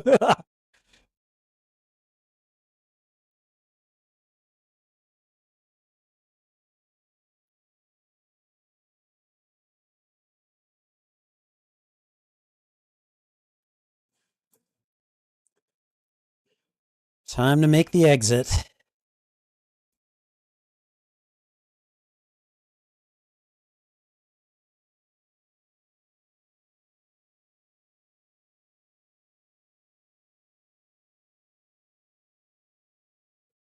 You need to give out 15-minute, countdowns for your ship's destruction so you can have, moments to lounge on the bridge contemplatively before you evacuate.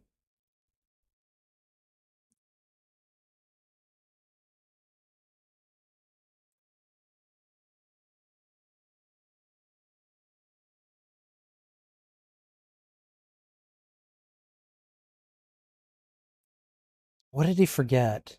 I can't remember what he forgot, which I suppose is appropriate.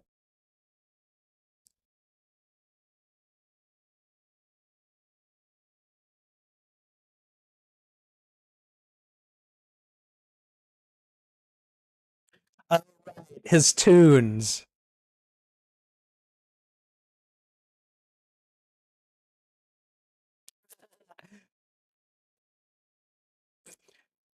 Okay.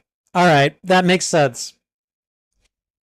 If you're going to blast off into space for the first time, Magic Carpet Ride is a pretty good song to do it to. Oh, why don't you come with me, little girl, on a magic carpet ride?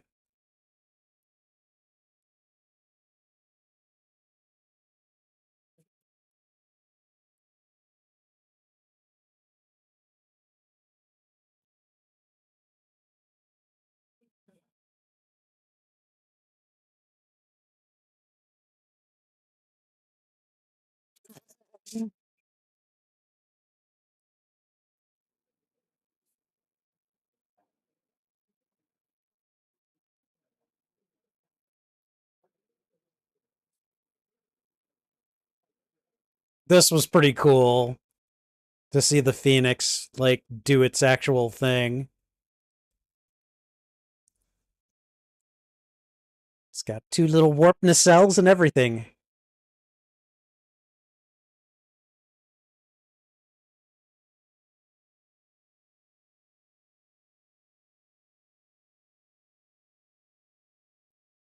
It's like he's finally seeing Earth from a different perspective.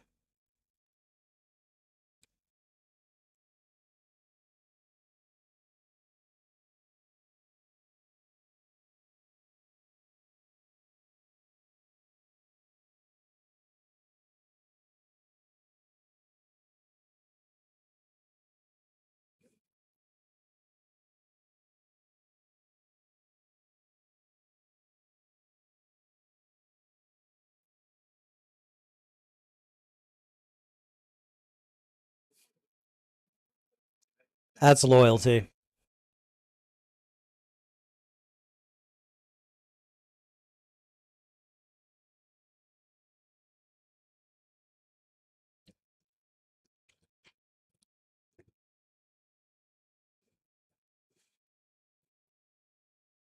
I think the little escape pods are well designed, and I don't know. I just never considered how they were like, embedded into the hull of the Enterprise. I don't know. I thought that little sequence was really fun to watch.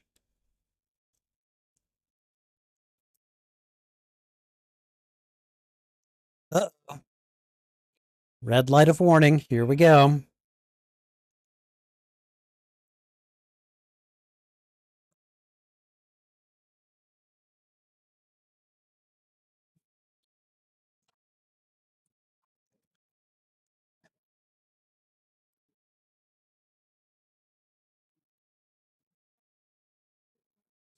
So scary looking drone coming after him. Or following him, I guess. They're like, yeah, you can walk in now. We don't mind. Come on, come on. Come visit us, Locutus.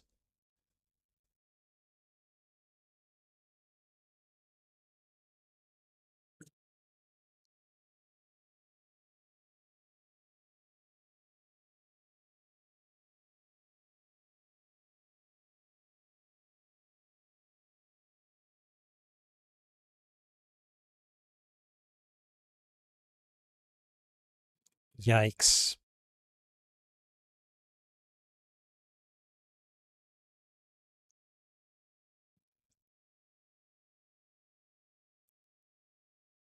God.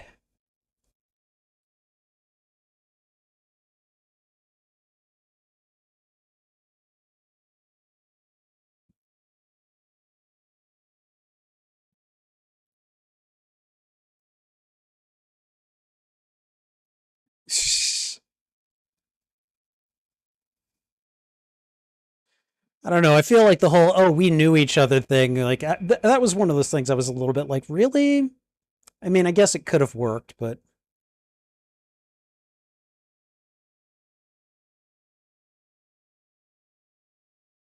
that is a creepy, creepy look for Data right there.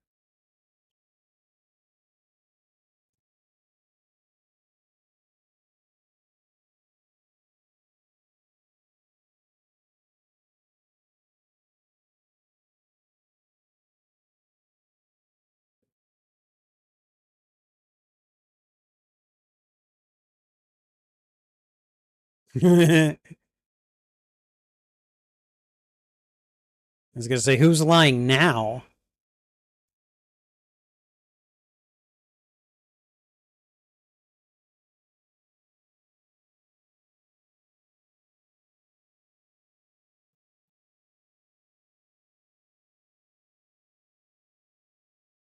Even when he was under their control, he was still trying to fight them.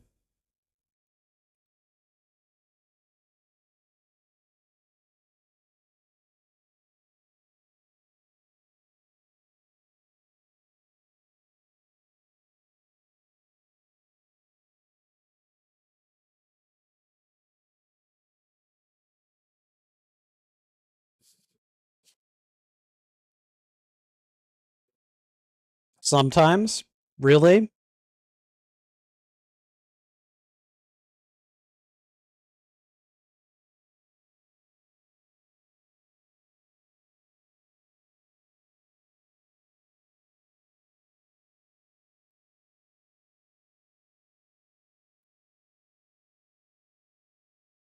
The card's like, wait, what?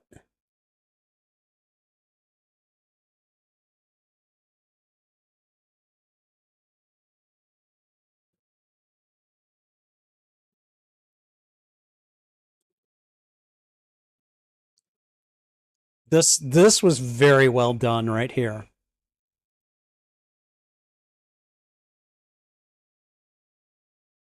He is doing exactly what she says, and Picard is freaking out, and I love it.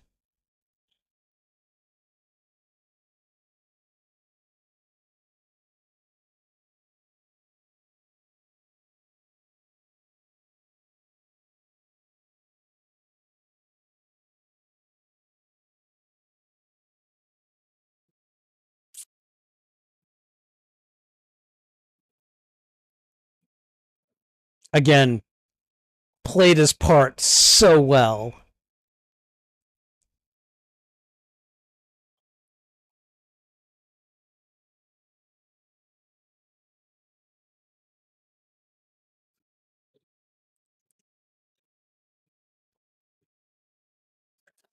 I forgot. That's right. He says engage.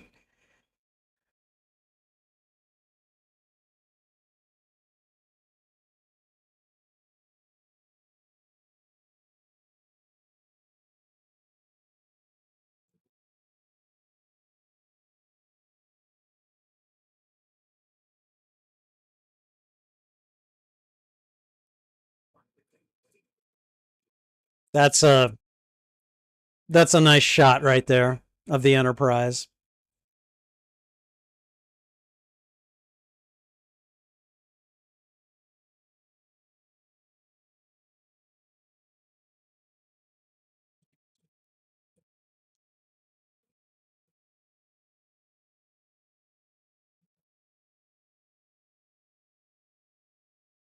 It's like, yeah, you'd think they're giving you a good send off, but and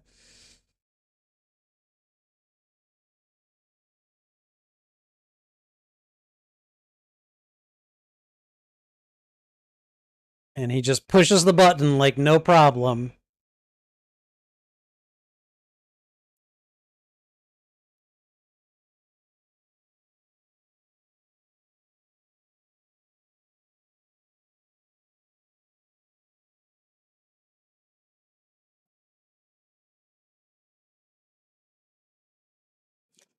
I don't know how he did that, but damn, he did it good. And then executes the plan, the original plan Picard had all along.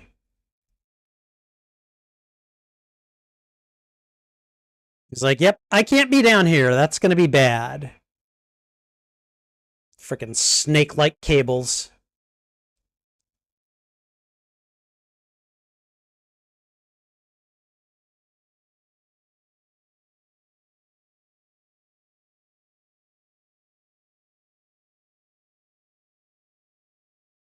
And there we go. Warp speed. His reaction to warp for the first time is great.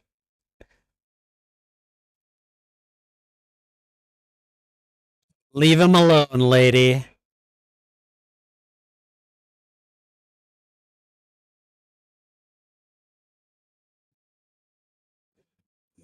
Come on, Jean Luc, kick her. Kick her off.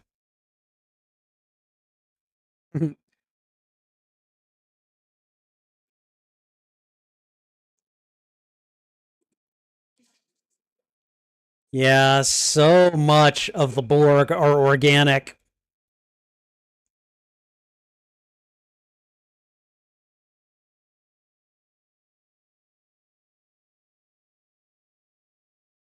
And now we're going to turn around.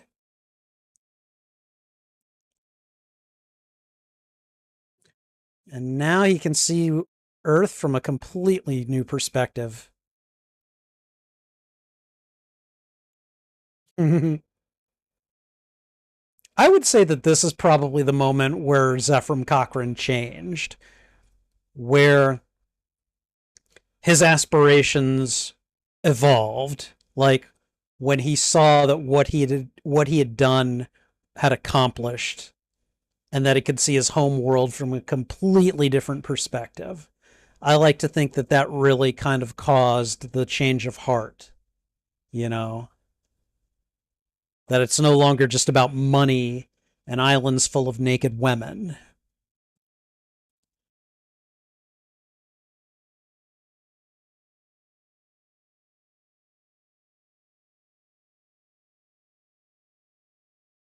Okay, so right here, I'm okay with this little bit of revenge right here. Like, you know what? Dude's gone through some trauma. I like the fact that he is about to just kind of, get a little payback for it.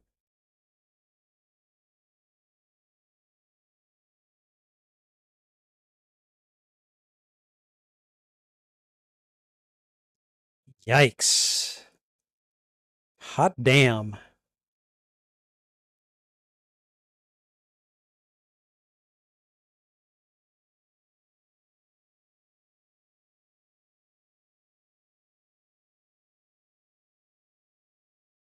I think it hurt him to use the word feel right there.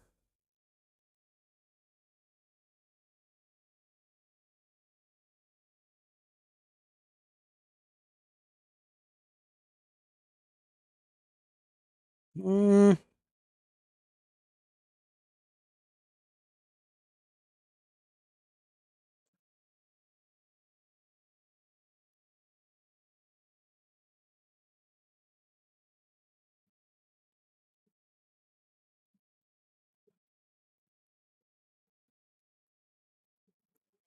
I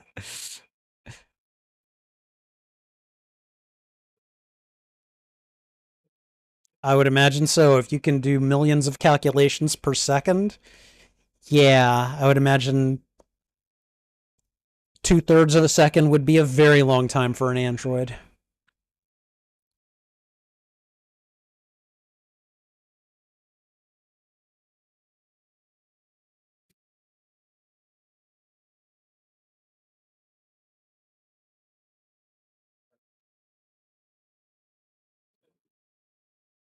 And here we have humanity with their first real, historically documented alien encounter right here, within Star Trek.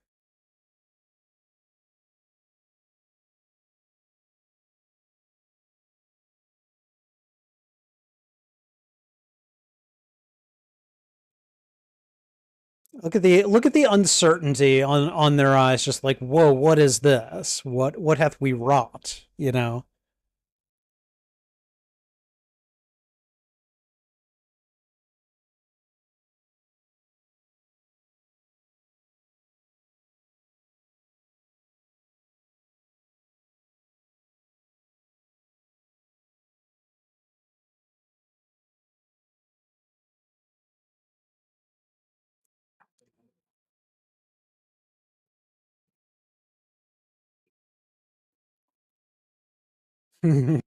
Dude's like, oh wow, so you guys know how to do the warp drive, huh?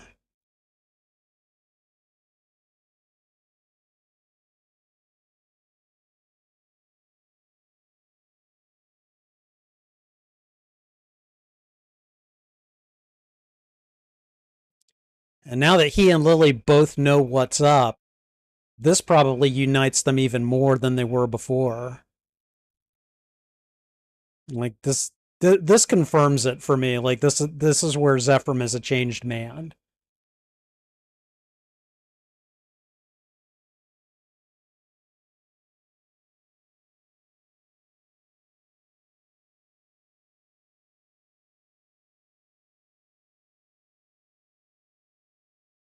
This was the scene that made my mother cry.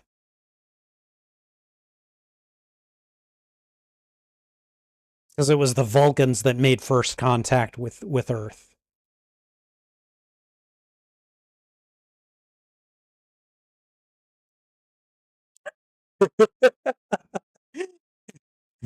Doesn't know how to do it.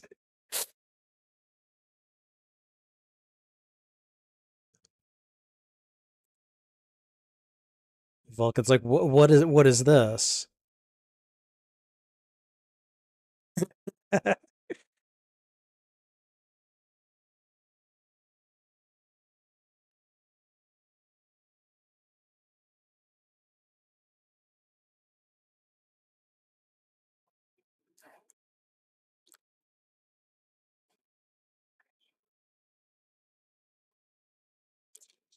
Yeah, gotta go.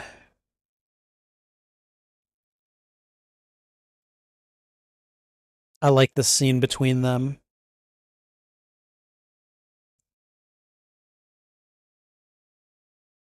Like they each kind of yearn for the other's perspective.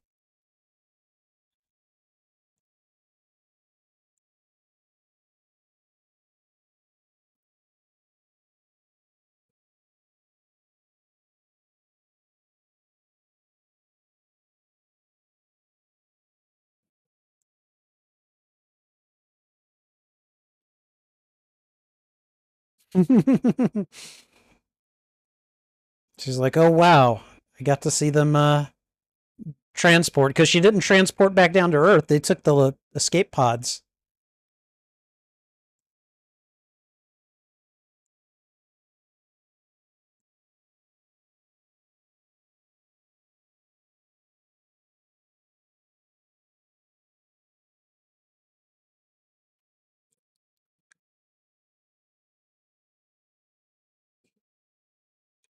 Make it so."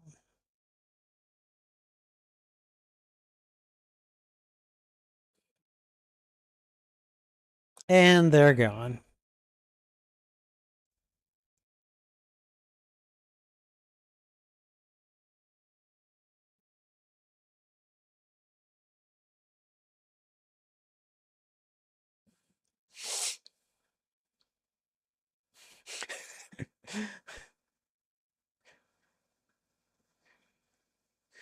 They're probably like, I would imagine Vulcans probably understand humans a lot better than humans would understand Vulcans at this point.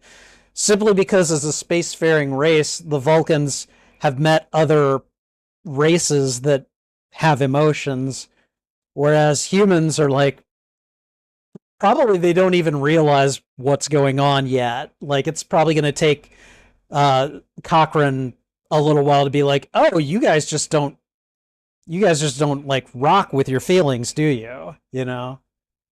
So,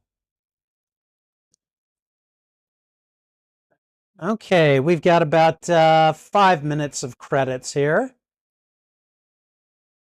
Yeah, slightly less than 5 minutes right now. So, very, very nice. And let's see. I'm just looking at the cast list real quick. I guess they got all of the cameos out of the way before I was able to look.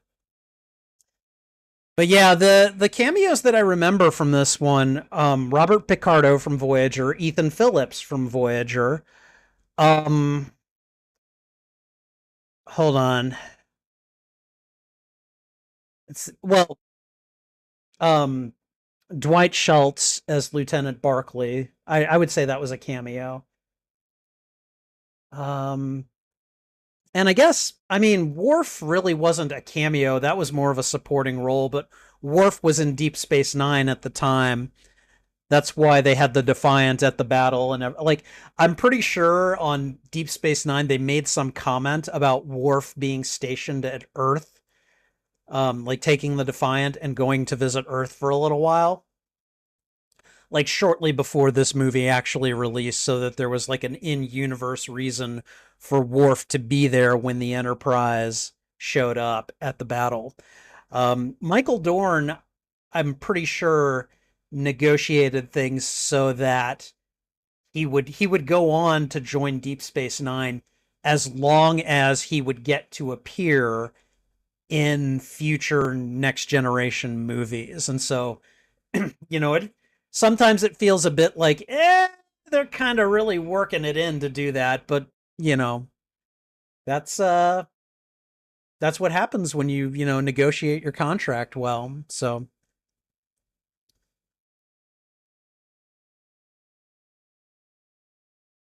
okay. All right, we got about 3 minutes left. But yeah, I just love the feel of this one so much. This was a worthy outing for the crew of the Next Generation, and um, Insurrection wasn't a bad story. It just didn't feel cinema worthy to me, I guess. Whereas this one just really did.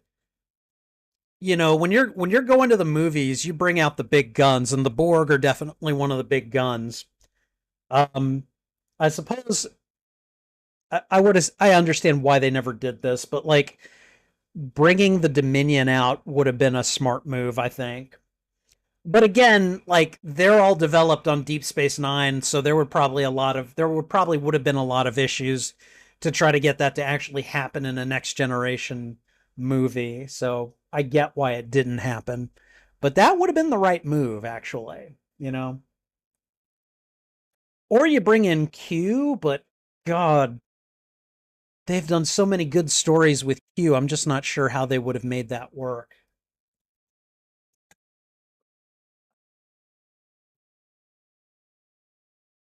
Okay.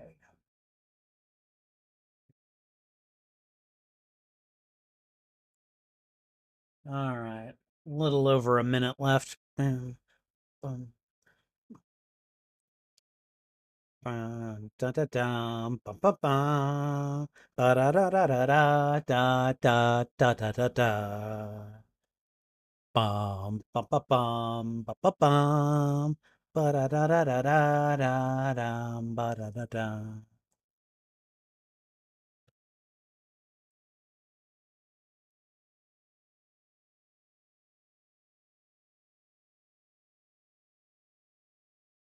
All right, about 40 seconds left. Yeah.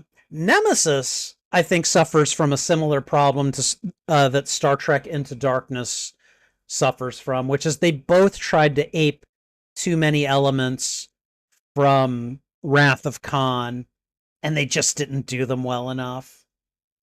I think those are the cardinal sins for those two movies.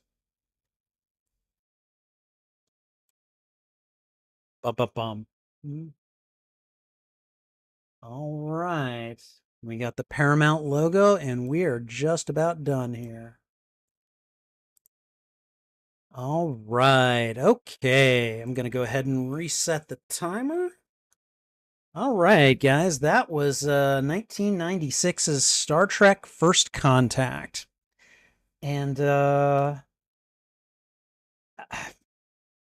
mean, fun watch.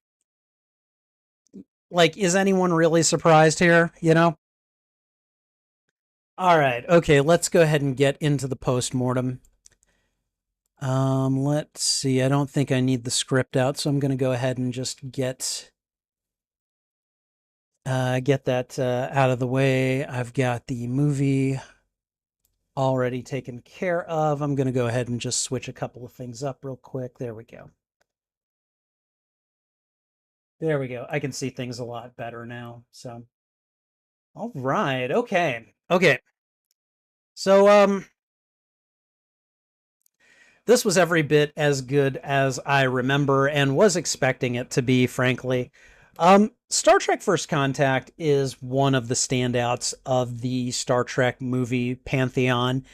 And I think one of the big reasons is that, of course, they bring out the Borg, who were always one of those foes that people wanted to see whenever, whenever Star Trek was a thing. At least back in the days when you know, they used the Borg again for season 3 of Picard, and I think a lot of people I thought it was okay, but I think a lot of people were like, the Borg again? Aren't you done with the Borg? I think a lot of people felt like that. Um, I maybe felt that a little bit, but that's mostly because I was wanting the main enemy to be the Pa Wraiths instead of the Borg. I felt like a lot of things were pointing to the Pa Wraiths in season 3 of Picard, but whatever. It's fine. Um, but I don't think it was just for that reason that they brought out the Borg. You could have brought out the Borg, done them terribly, and still made a bad movie here. I honestly think um, one of the big factors also that made this movie really memorable was Patrick Stewart's performance as Captain Picard, as a man who had a lot of unresolved trauma to work through. And the Borg really, they came back and they brought it out of him. I think that was a very smart decision by the writers to kind of make that a theme for the movie. And I think that they did it really well and made it believable in the sense that it made Picard's decisions and thinking flawed until he realized uh, when it was almost too late, but just in time, Lily helped him realize you need to know when to back off. You need to know when to quit. And I think that's very relatable. I've certainly had encounters and people who I have had very strong negative emotions toward for various reasons.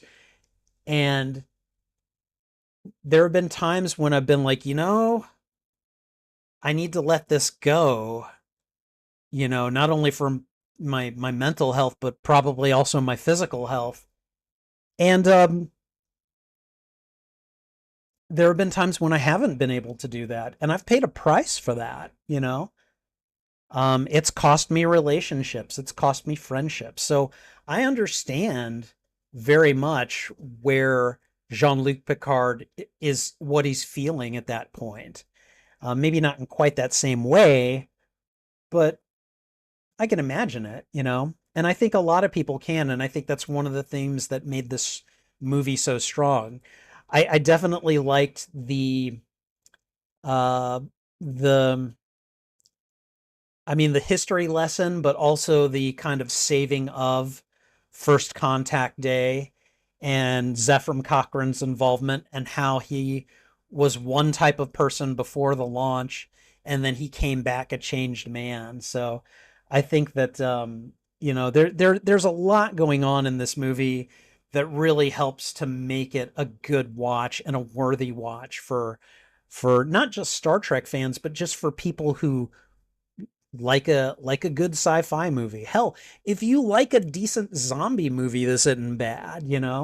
Um, I think Lily referring to them as zombies was pretty funny. I think I'd kind of twigged to that before, but it kind of came back and was like, oh yeah, that works. So, but the acting was good. The score is beautiful in this movie. The music is just wonderful, and it's always great to hear the Next Generation theme by, I believe, Alexander Courage. We first hear that in Star Trek: The Motion Picture, which I just watched earlier this month. But it's always nice to hear that. That to me is always going to be the Next Generation theme. So um, I don't know, so much to like about this. If I'm talking about a letterbox rating, this one gets at least 4 stars from me. I'd say this is a good solid 4 stars, simply because this is a wonderful outing for the Enterprise D crew. And again, you got the Borg, you've got relatable kind of subplots and themes of revenge, themes of loyalty and friendship. You've even got some toxic masculinity thrown in there when you think about how Captain Picard treated Worf when Worf called him on his bullshit. You know, like you're letting your feelings interfere here.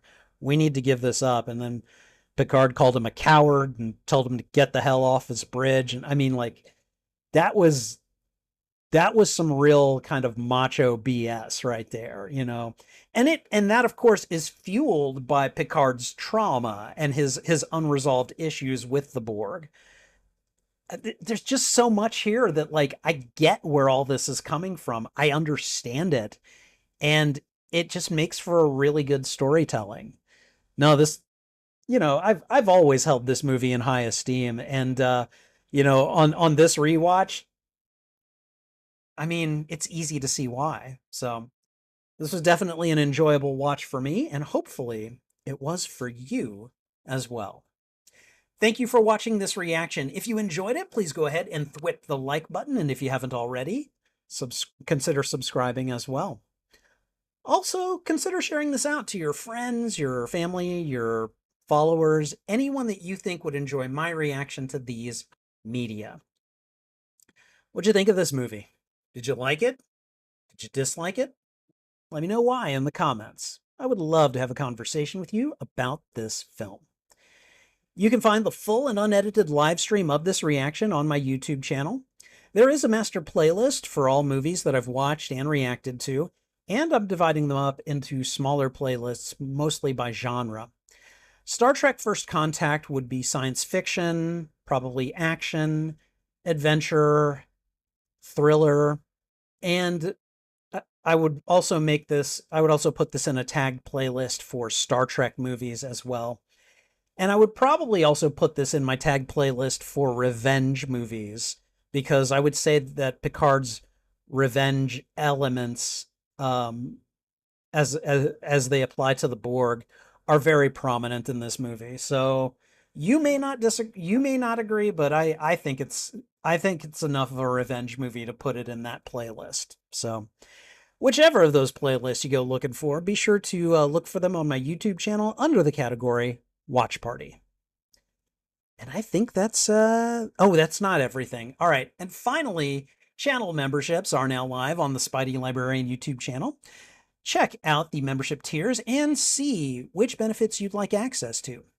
Perks include shoutouts, members-only videos, members-only live streams, and early access to selected uploaded content, and a few other perks as well. And that's not even mentioning my custom emotes and badges, which I think look pretty good.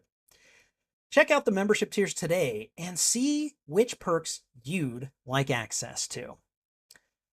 And I think that's everything. So thanks again for watching.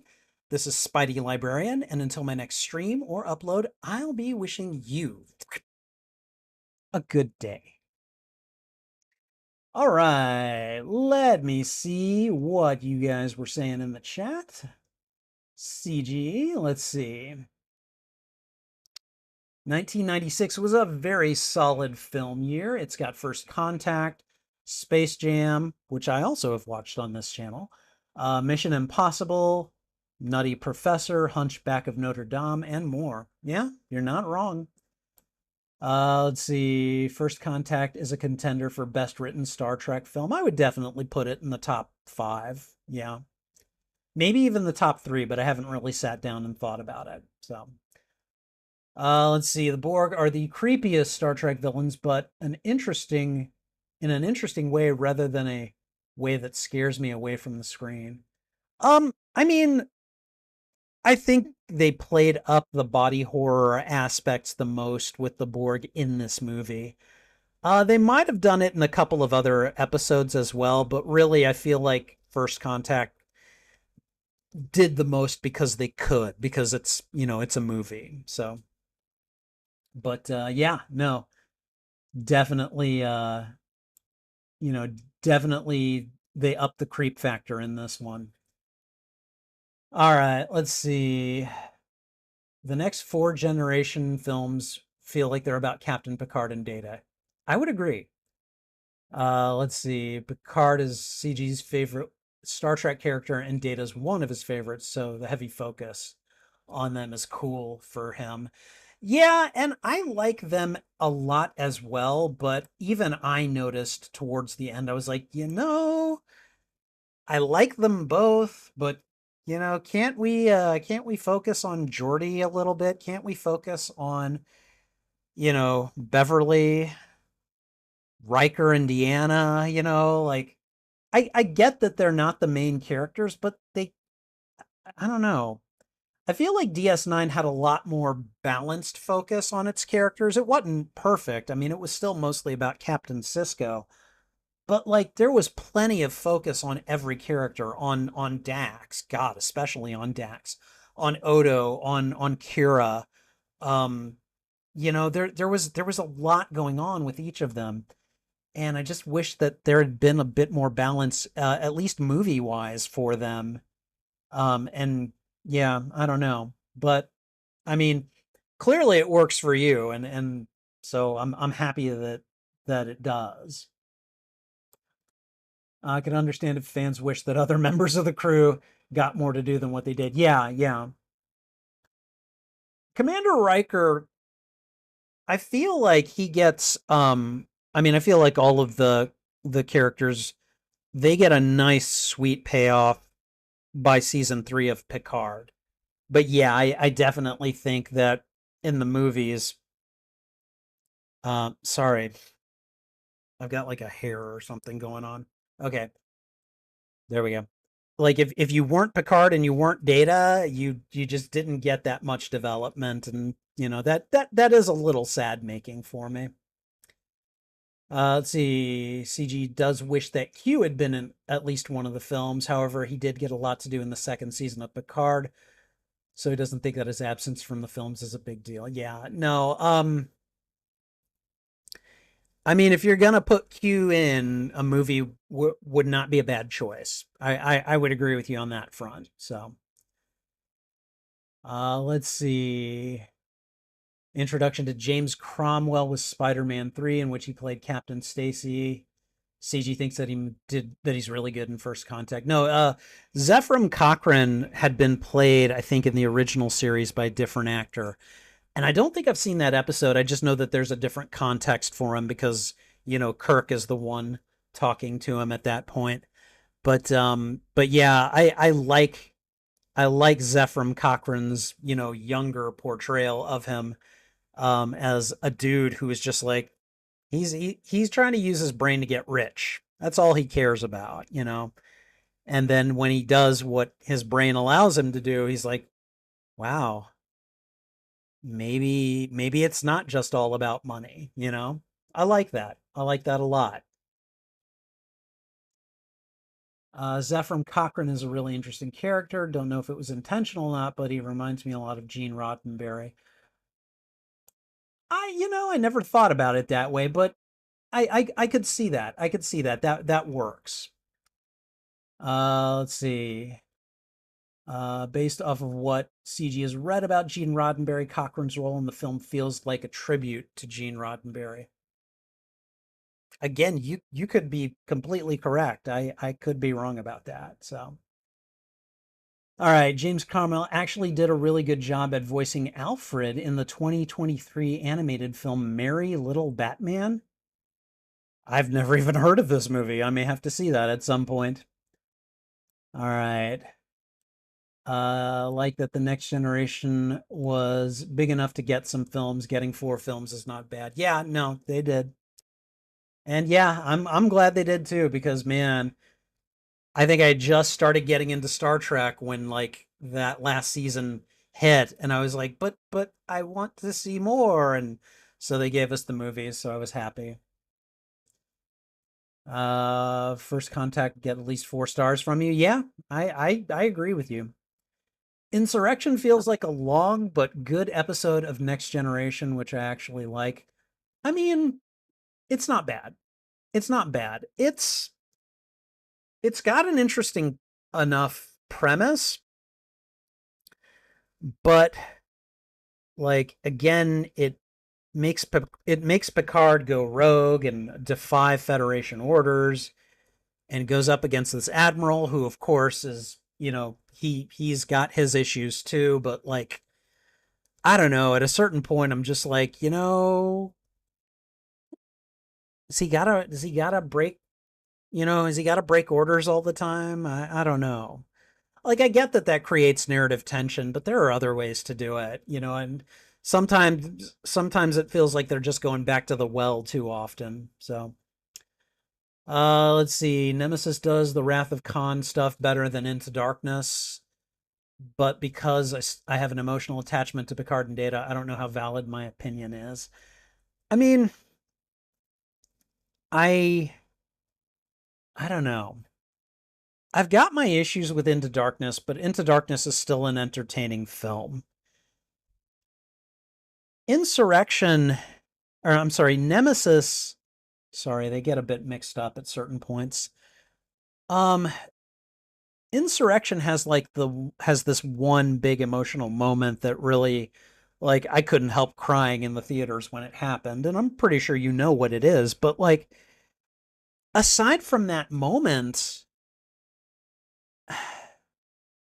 I mean, I guess there are a couple of little moments that are okay, but like a lot of that plot, I don't know. I just felt like they were trying so hard to create this villain, this nemesis, as it were, who was like so much like Picard but dark, and I don't know, it just didn't work for me. It felt contrived, and I just had a real problem with it.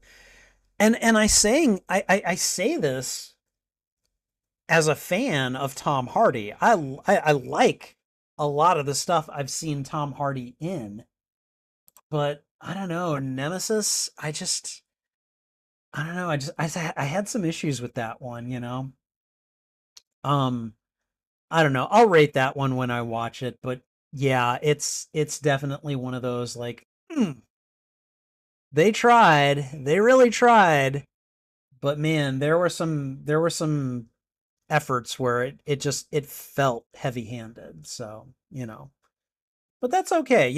I mean, not every movie is going to be as good as the other. They're all going to be different efforts, and they're all going to at times suffer as a result. So, it is what it is.